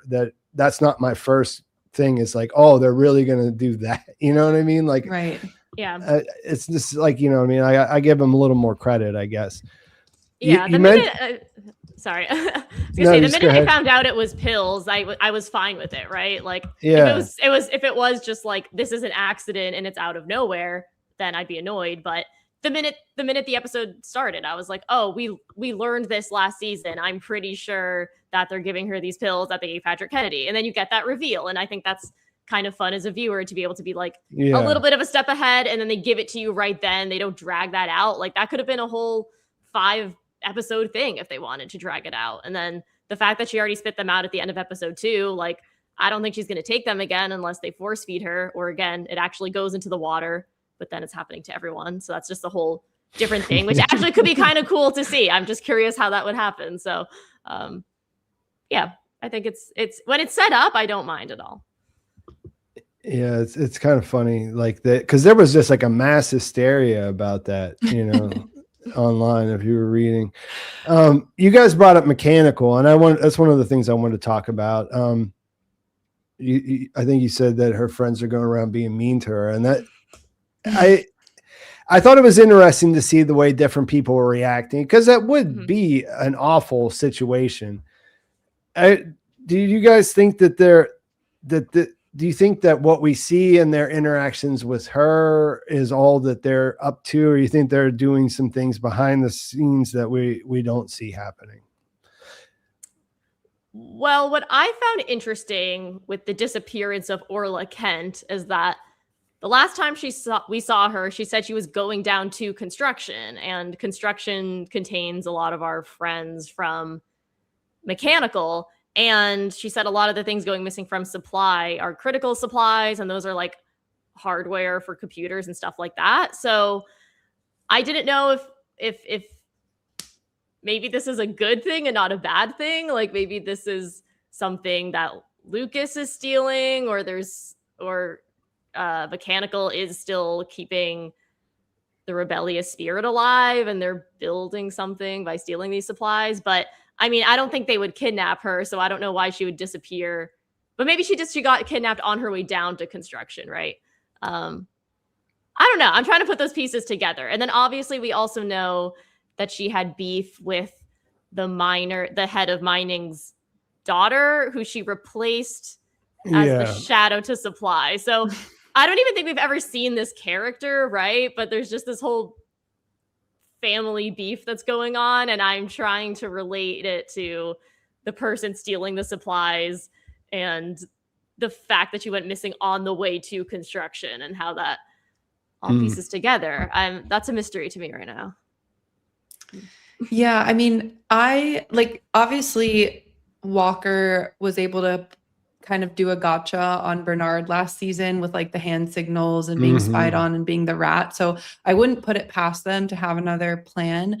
I've always thought Shirley, like as a character, is just kind of annoying, but at least she's consistent. Whereas like Knox is really nice and kind. And I was kind of expecting all of Juliette's friends to treat her like Knox. So even like Shirley, I get, because Shirley's a little like hot-headed and rude, but even Martha Walker being just kind of not nice to her. And I know Juliette is not like a nice and warm and fuzzy person. Maybe they've just been told so much bullshit by Camille and them that they've started to kind of see Juliette as now just like a puppet function of the government that they despise. But then I also know that like Mechanical technically won the rebellion. So like what kind of concessions did they get? And are they up to something else? Like you said, sourcing supplies, or are they working with Lucas Kyle? Like they do seem really good at protecting their own, keeping people hidden. And they were successful in their rebellion for the most part last season. So I'm interested to see it play out, but I do feel really just sad during those scenes, because I get it's like kind of tough for all, but I don't think just being like straight up rude and being like, you're not going to remember me anyway, like you're just kind of a wimp and you're, you know, the real Juliette would never do this, like what that really does. But I do think the conversation with Walker made Juliette, I guess, more bold in her ditching of her police escort and actually like going to go meet up with the outsiders. Yeah, but I thought it was I thought a couple of things were interesting. Like, we only really see Mechanical interacting with Juliette, except between like whenever Knox and Shirley are talking, and they're talking about how she feels about what's happening with Juliette. Like that, we're not really hearing anything about Mechanical themselves. It's all everything is very focused on how they're trying to deal with what's going on with Juliette. And like you said, with Walker, it was a strange kind of stance, but I do think, at least in that situation, she's trying to force her personality, right? She's trying to confront Juliette, because if you confronted the old Juliette, the one who's not on the medication, she would fight back. Yeah, that's how I felt. Like she was trying to like coax the stubborn-headed pig-headedness, as she said, out of her. But I think it's a mix of that, and then also she is grieving, and so she does have like a resentment towards this person that's not her. So I think it's just coming out in those two ways. And then I liked what you said, Gab, about feeling like she's maybe too much of an extension of Camille, because she was getting annoyed by the way people were fawning over her, right? Like she was like 2 black coffees and like stop staring at her, like she can wait in line like everyone else. So I think she just doesn't like it, maybe because she knows the real Juliette would kind of hate the attention. Like she had such trouble just stepping into her role as sheriff originally. So I think it's just coming out in strange ways, understandably. Even though, yes, I do feel very bad for Juliette. Especially in the part where I saw her look kind of guilty for the first time with like the fangirl and like everything with the tattoo, where, you know, I feel like that was the old Juliette coming out, where she's like, yeah, you just got a tattoo for nothing, because I don't even know what it means. Like this Juliette also does kind of hate the attention in the same way that original Juliette did. But when she saw how much it meant to the girl, like you did see on her face that she was feeling guilty. So I think, yeah, I feel for her. She's having these confusing feelings where I think she wants to show up for people, but she like literally can't, because she doesn't have these like emotional connections that she's supposed to feel. So yeah, I mean, I think Rebecca Ferguson is just amazing, and she's doing a really good job of like communicating all of that and still making this feel like Juliette, even though she doesn't have her memories. It's like like Severance. It's like she's doing the same kind of acting challenge that all of those actors have to do. Yeah, I love how her like Nordic Scandinavian sense of humor, like I know like Rebecca Ferguson is Swedish, but I also feel like Juliette as a character is very like Scandinavian in like her dryness and like kind of lack of, I don't know, like doesn't want to be the center of attention and things like that. So I don't know. I like how Rebecca Ferguson is just so amazing. So I love the little leaks of Juliette coming through instead of just kind of like being this like meek little puppy that's fed and given medicine and just kind of dragged around on a leash. What is the timeline situation here? Because I think there's some continuity issues with her hair, because I was looking at the season 1 video, or the season 1 finale, the episode the other day for something, and her hair is so short that it's only been a few weeks, right? So she wasn't in how long was she in Silo 17?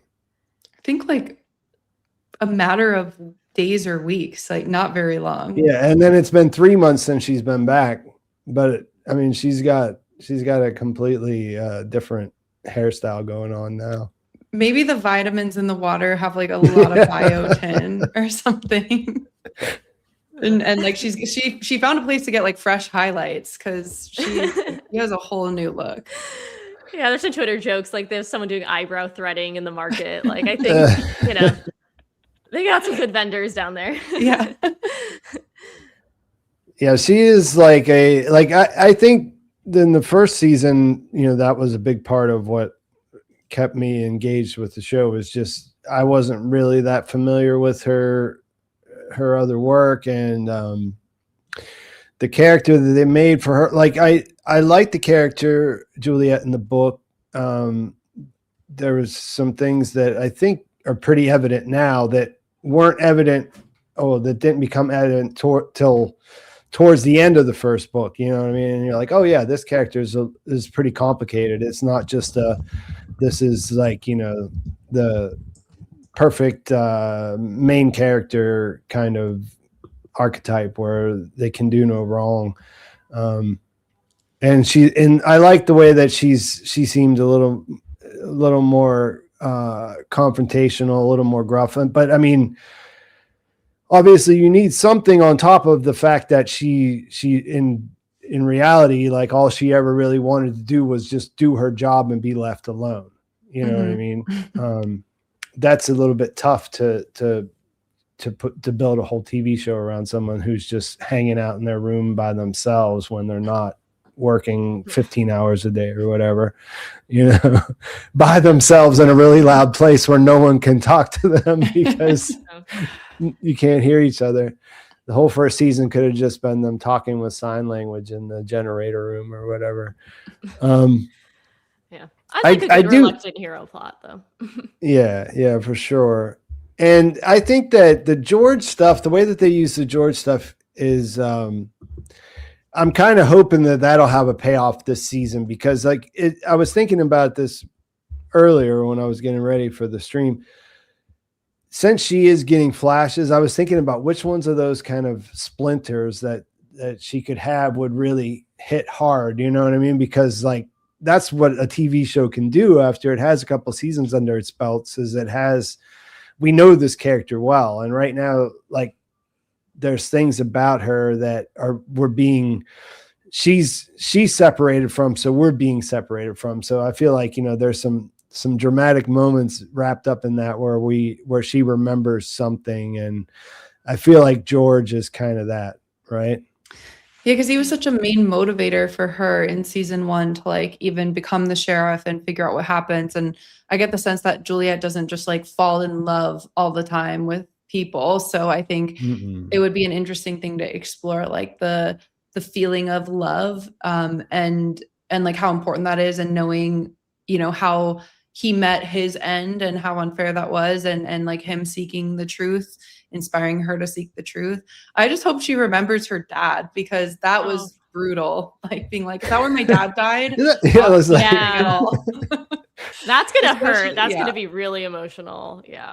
That was one of my favorite parts of the first episode was the way that I thought it was a great line delivery. I thought everybody else was equally, the reactions from the characters were perfect. You know, it's just like, yeah, that's where your dad died. You know what I mean? Like, and they're trying to explain it to her and she's like, you know, whatever. I don't blame anyone.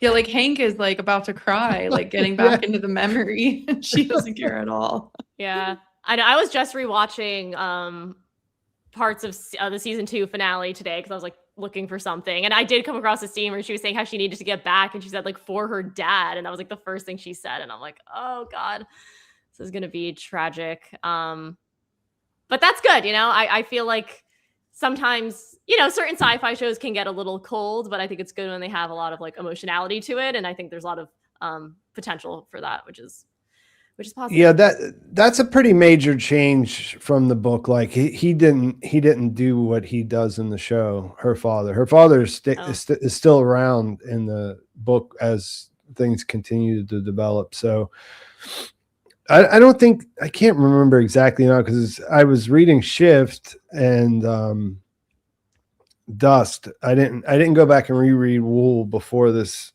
season started. I didn't have time, but in Dust, he's in Dust, right? So the final book, but I can't remember, but I think that they expanded their childhood situation quite a bit too. Like I think the idea of her going down and living on her own, because that's a pretty strange setup, right? That she just, after her mom died, I think they expanded on some of that stuff, but they do come back together in both cases. And in this one, then he's taken from her, and right now she doesn't even have the faculties to comprehend what that, you know, like what he did and what that means for what's going on.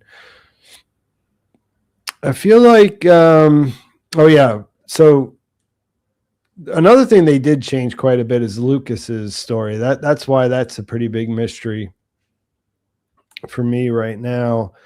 Where do you guys think he is at the moment? Because I thought that was crazy that Patrick Kennedy said 92 days, because like, how do you stay missing inside this? Like, I can understand how you could stay away from some people, but he's the algorithm doesn't know it. Like Camille doesn't know where he is. The rebels who are running around in all the secret places don't know where he is. What do you think that means?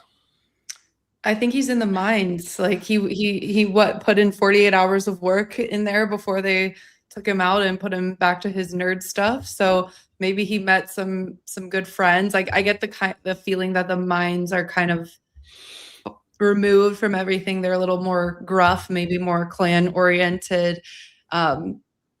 I don't know. That's my only guess, is he's hidden out in an abandoned mine and someone's helping him.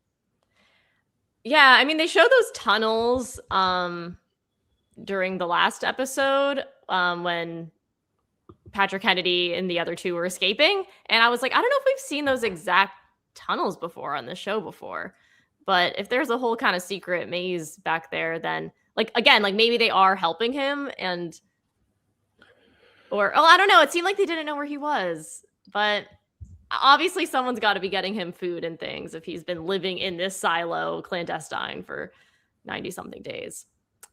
Yeah, I was thinking the same as you, Gab, like that the mines might be a place just because it feels so, it feels like it's sort of like it's not just like off the radar. It's like off the grid. Like there feels like, at least what we know about it, we don't know much about it, but it seems like that could be a place where a person could disappear maybe, you know? I also feel like because in season 2 has like a Wild West kind of vibe going on.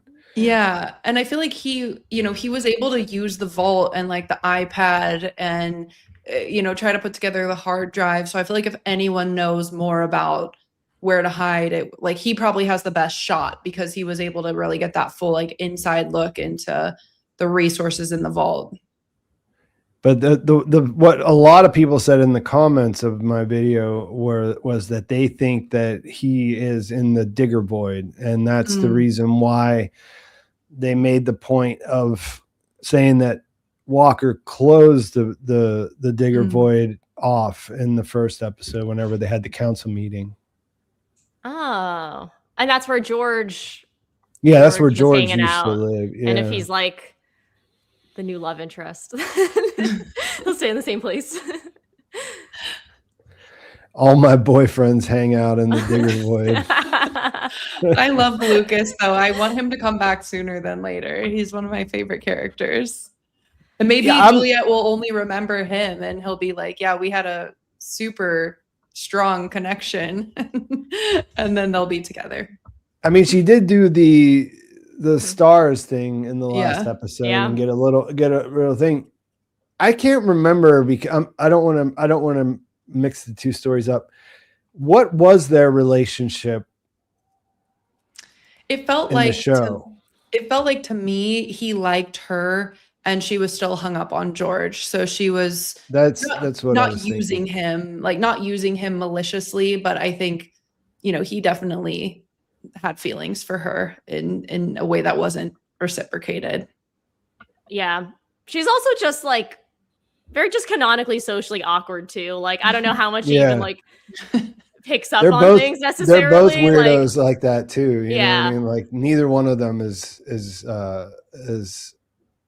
they're nerds. Yeah. Different kinds of nerds, but nerds. Yeah, and I think it's just more of like a connection where their personalities just mesh really well, but they don't necessarily know each other on a deeper level super well. Because I don't think they've spent that much time together really. But I think they just feel something where like he was willing to make some move. I don't know. They're just willing to do some things for each other, even though they don't know each other extremely well. So I think next time they eventually link up, maybe something could happen. We'll see. Yeah, like I said, they did change his story quite a bit, and I don't want to confuse what I know about that. I think George is her on the show. George is sort of like her motivating factor. Like that's the person that, like her North Star or whatever. Mhm. Lucas seemed mesmerized maybe, or you know, he kind of he saw something there, but nothing ever materialized to this point. She did like get him to help her, but like you said, I don't think she maliciously manipulated him into that in any way. They were allies in a situation, and then stuff went wrong really quickly in ways that they couldn't have expected. It's funny because like Lucas would not be the same person now that he was when they were looking at constellations together. Like that boy has, like, he's been through some shit, like physically, mentally, spiritually, everything. So like, I don't even know what their personalities would be like now, because he's truly like, he's been through the ringer. Yeah, he's on some Judge Meadows stuff now. You know what I mean? Like Judge Meadows just. She was him, and then once she became Bernard Shadow, she just became a drunk in her apartment for years. Orla Kent, what do you think's going on with her? I mean, I touched on this a little bit earlier, where I feel like there's a lot of information they've thrown at us, and I'm sure there's a thread there. I'm just not quite putting it together. Like in terms of there's so much around this character that she replaced, that is the miner's daughter. And yet we've never seen this character, and I don't know if she's going to be big or who the actress for that is, because we're almost teasing it out so much. But yeah, I don't know what she's discovering. She's obviously found something out. I guess I'm hoping so much that like Mechanical is putting something together, or Lucas is putting something together. So I would almost like for her to be discovering something good, but maybe there is something more nefarious afoot. I mean, her being missing doesn't bode well. Yeah. Well, unless there's like another actor, right? Like, because maybe the missing supplies are not connected to the kidnapping. Like, they could be different, potentially. Right. Yeah. Yeah. The only thing I can think of is like, obviously, she's the shadow for Carla, who we know is, you know, close with Walker and got closer, and that like Supply and Mechanical have collaborated and been on the same side of things. So I also find it odd that like at the meeting she was there, and that mining guy was like, well, why are you here instead of Carla? So I don't know, did she go to be seen so that she could then disappear and like distract people? Because it did seem out of the ordinary that the shadow would go attend that meeting rather than the actual head of Supply. And I know the mining guy was kind of offended, like, oh, does Carla think this isn't worth her time, et cetera, et cetera. So yeah, I don't have any good theories. The one interesting thing to me is like, she told the guy that she was flirting with or whatever, I don't know who he was, that seeing Juliette, like seeing the mayor, gave her kind of some hope, or, you know, a refreshed feeling. But she also doesn't strike me as the like Juliette fangirls with the tattoos. So maybe she has been recruited to some larger plan and saw something in the mayor that they're trying to help get back. I don't know, but I do, like, I know she's going to be important. So I'm excited to see how her mystery unfolds. Yeah. I mean, they were obviously setting up a B plot there with whatever was happening between them.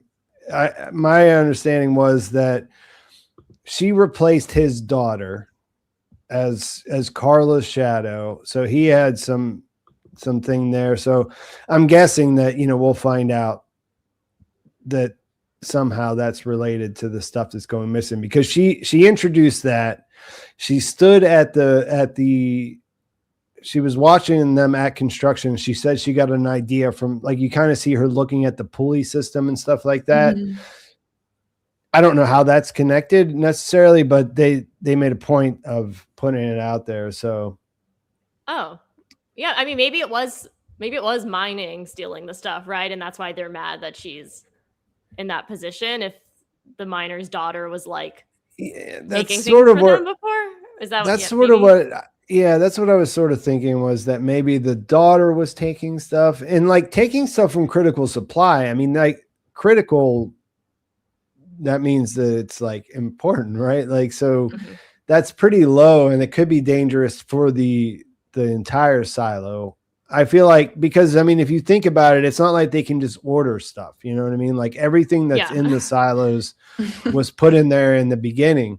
They make some things, you know what I mean? But I guess that's what I feel like they're saying to us when they say critical supply. They're saying, like, these are things that we can't replace. So if someone's stealing them, then that's a big deal. Yeah, they said light bulbs and computers as examples. So yeah, you don't have light bulbs, that's an issue. Oh, Oh. It's compelling. could they be That's a good moving one. bodies of the? Yeah. I mean, season one was a lot of half the season of season one was a murder mystery. Which, so go back to our roots, you know. Yeah, like Yeah. multiple murder mysteries, because you had the mayor, you had the sheriff, you had the George. Like, there were bodies Yeah. piling up. That's like George's murder that's basically what set everything in motion. You know what I mean? Like, that's why she Yeah. went up top and eventually outside and everything else.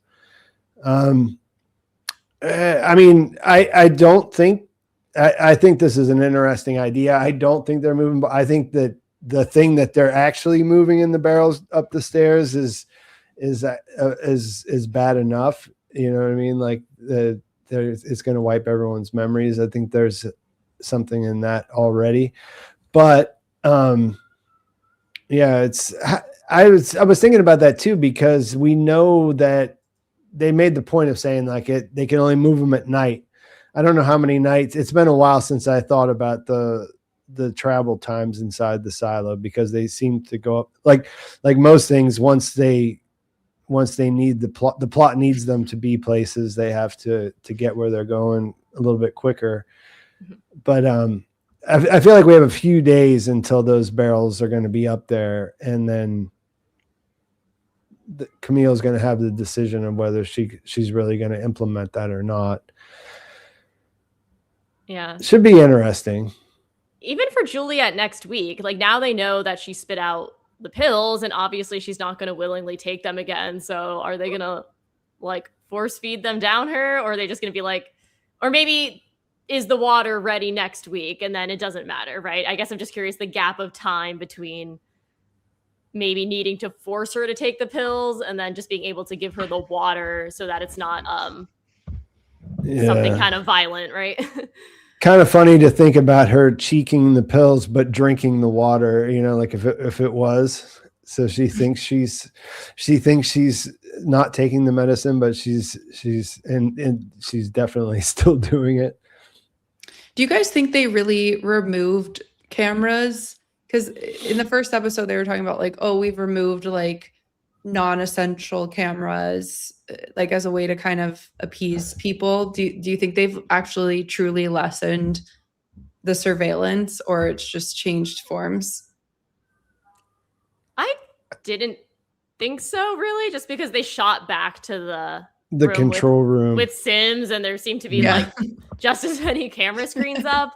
But maybe they moved them around a little bit, because obviously, like, the rebels knew where some of the cameras were at some point, right? Because they would, like, you know, spray paint them or whatever. So maybe they've just, like, found new hiding spots so that it's not as obvious. They do say that they can't catch the outsiders because they're smart and they go places where there aren't cameras. But that was always the case. So I don't know what to make of that. Yeah. I mean, you think about it, most of the people in the silo aren't really part of these plans. So So maybe they just left them where they were, right? Because the only people that would know about them were that small group. And for everyone else, it doesn't really matter. They'll just believe what you tell them because they don't know the locations originally. Yeah. And we're gonna wrap it up. Get ready to wind down here. What do you? I guess I'll give you both the chance to say what you're looking forward to in this upcoming season. And I was just curious, like, do you see the before times being as? Do you feel like it's going to be as interesting, or could it even be more interesting than what's going on in the silo? So far, I like this episode. I didn't find it as interesting as what's going on in the silo, but I know that we're going to learn, like, there are new characters that have been cast for undisclosed roles. I saw like a glimpse of some old guy at the medical facility who I know is like a new actor in the show. And I love like government conspiracy things. So I'm excited to see what happens and the origin. And I don't want them to just tell us exactly what happens. I want more mysteries to unfold with the before time. So I feel like if they manage the mystery box element to it, like I will enjoy it. Still too early to tell, but I'm excited to see what they'll do with Charlotte, Daniel, to learn exactly what happened in New Orleans. I feel like there's so many questions there to answer. So I'm looking forward to what happens next. And I don't know about you guys, but it felt a little uneven in this episode. Like it was like maybe 70-30 or 60-40, like silo to before time. So I'm curious to see how it will even out, or maybe that's just like my own perception of how the episode passed. Yeah. I mean, to add on to that, I really like all of the actors that they cast in the past timeline, because they're all just like cool characters from other shows I really like Daniel's from Succession. His sister is Miss Sybil Crawley from Downton Abbey. And then I loved ER, and Carrie Weaver was very divisive, but I very much enjoyed her. So I'm excited because Laura Inez was Carrie Weaver and she's playing Thurman. And I think she's going to be, from my understanding, maybe kind of an antagonist character. So I'm like very excited to see what she does there. I think the more we were talking, I got more excited for the past storyline, because I think, just saying how like, right, there's maybe environmental, or just finding out what that black goo is and reasons why they went underground, but then trying to think of the next step of like, how did we get to all of these different like experiments, and how do we get from using these drugs on just one woman to like maybe using it in all these thousands of people in all these silos. So I just think there's so much to learn there, and there's still 8 episodes to dig into that. So I'm really excited. And you said dig.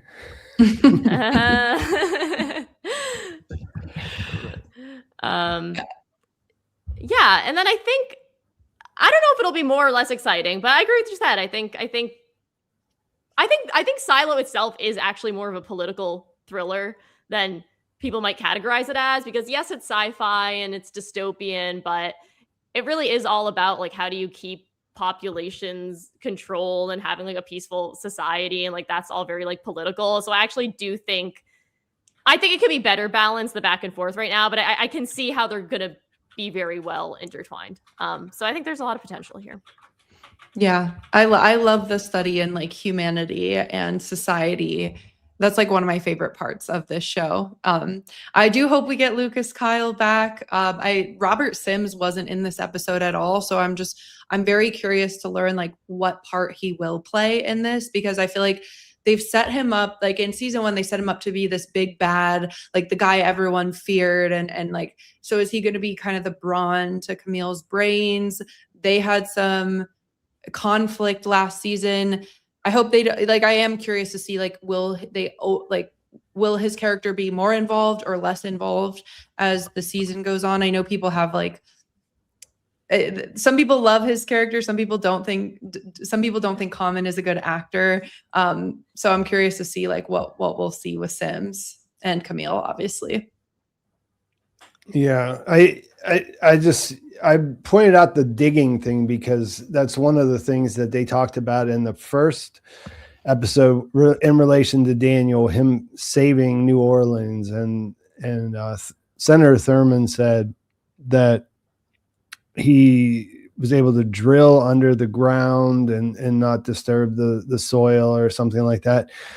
And a lot of people were asking, like, because I said, it's difficult for me to cover certain things because, like, like the goo, like I know exactly what the goo is, you know what I mean? So like, what am I supposed to say about that? Same with the drilling and things like that. So it's sort of like people were like, I can't believe you didn't make a bigger deal about what he did in New Orleans. And it's like, well, wait till we have the live. We still like we still don't exactly know exactly what he did there, or if New Orleans. Yeah, it's vague, know. And I can't be like, oh, I wonder what they're going for here, because I do actually know what they're going for. You know?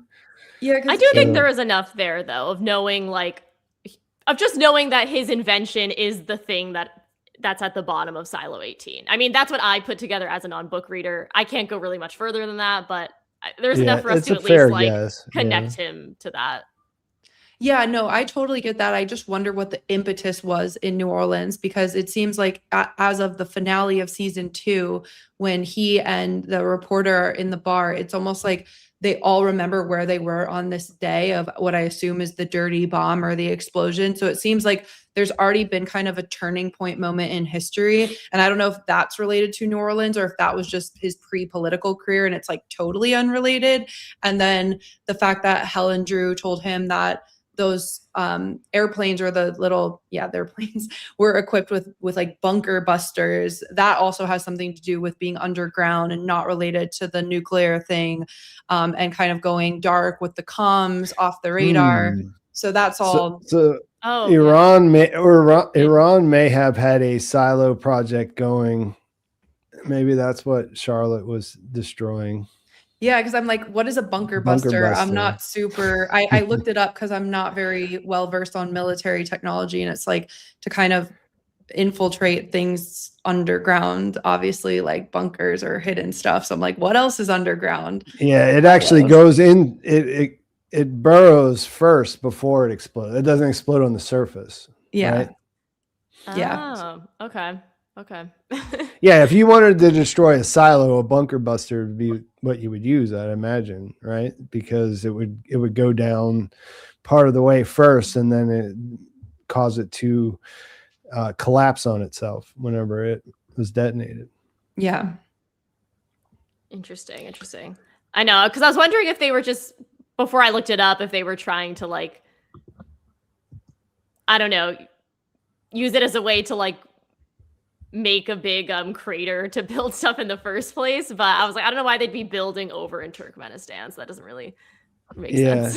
But it's weird because it was Iran in the books too. And it's weird that we actually are, like the United States is in a conflict with them right now. So we know that they keep their missile systems in mountains and things like that, so that they can, they just bring them out whenever they want to use them and then put them back so they aren't easily destroyed.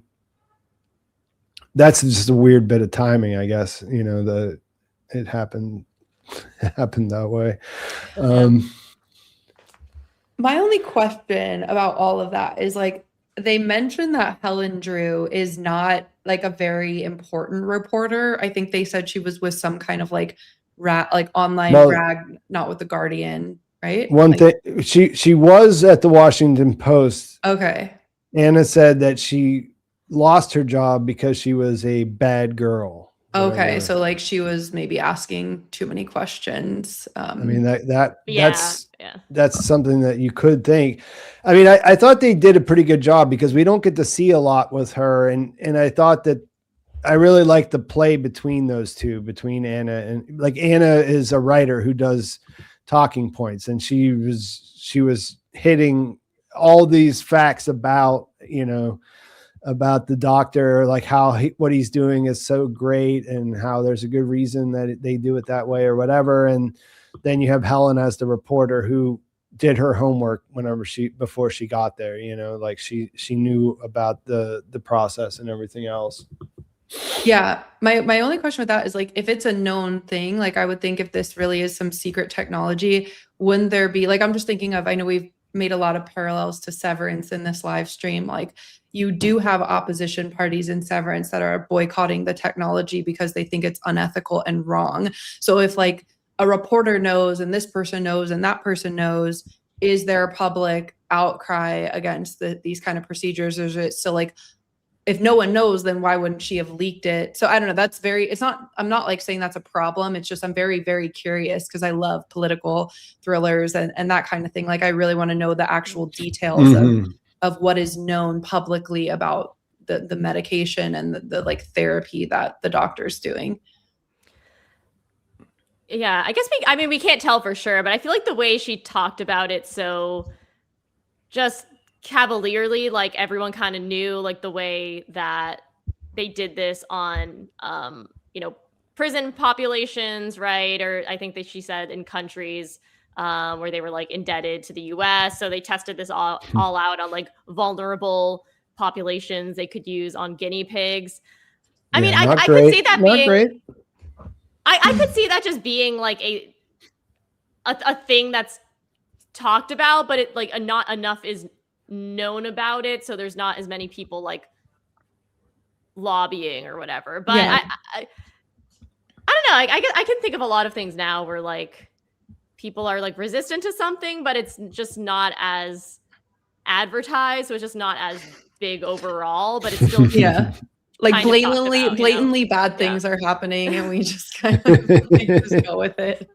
I mean, yeah. What was the thing the other day? They're getting rid of like guacamole and stuff at places because there's like, I don't know, stuff. No.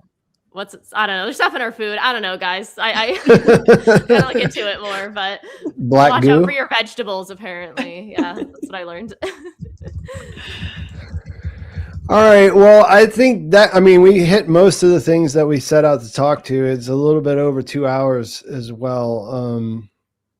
I apologize for the mic situation that's been everyone. That was unfortunate. Shall we do this again sometime? I think so. Yeah. Yeah. I would love to have you guys back if you want to come. We'll talk about that off air, but go ahead and give your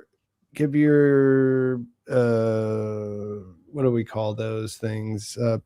Talk about your where people can find you. You can follow me on YouTube primarily at Miscellaneous Gab. I'm also on TikTok and Instagram with the same name. I think one of them has an underscore, but you should be able to find it. So you can find me on all platforms with that name, and I post fun, short, silly content as well as my longer form deep dives and recaps and reviews. I'm not currently on YouTube. My main channel is on TikTok. I am Cris Cinema, CRIS. And I'm doing weekly Silo recaps and just other one-off videos, in addition to just other like film, TV, and award season content. I am also on Instagram. There, it's Cris Cinema TV. And those are my 2 platforms for now. Yeah, and there's links in the description of this video for both of them. And I want to thank you both. It's nice to have you on. Like I said, I really appreciate having the non-book reader point of view, so I can. It makes like I like seeing people discovering what's going on and seeing how they react. But also, I like to think about you guys are covering the show, so I want to. It really helps me figure out how. People who are looking at it closely and are taking it apart are, engaging with this stuff that I kind of overlook sometimes because I'm like, okay, well, I know what that is. Yeah. And the like I said, I would suggest that you check out both Gab and Chris's stuff. I've had you both on before for live streams for Pluribus, and we've talked Severance. We've talked about a lot of the same shows. We have a lot of crossover. Cris, I was watching it. have a thing about like, the best shows or whatever your favorite shows. And I forget how many you had, but there was only one, I think, out of your top list there that I would have maybe swapped out with something else, like pretty similar taste as far as that goes. So I think if you like my stuff, you'll like their stuff. So you should definitely check them out. And yeah, I think we'll continue this. I know the guys from Bald Moves wanted to come on and talk Silo too. They have their in-person event coming up in the next couple of weeks, so they won't be available, but I'll probably try to do this weekly. These two will be back as much as they want, and then I'll try to get some other people to come too. Got to get going because I got to get working on my House of the Dragon stuff for this week. But thanks for coming out, everyone. We'll talk to you next time. See ya. All right. Thanks, everyone. Bye.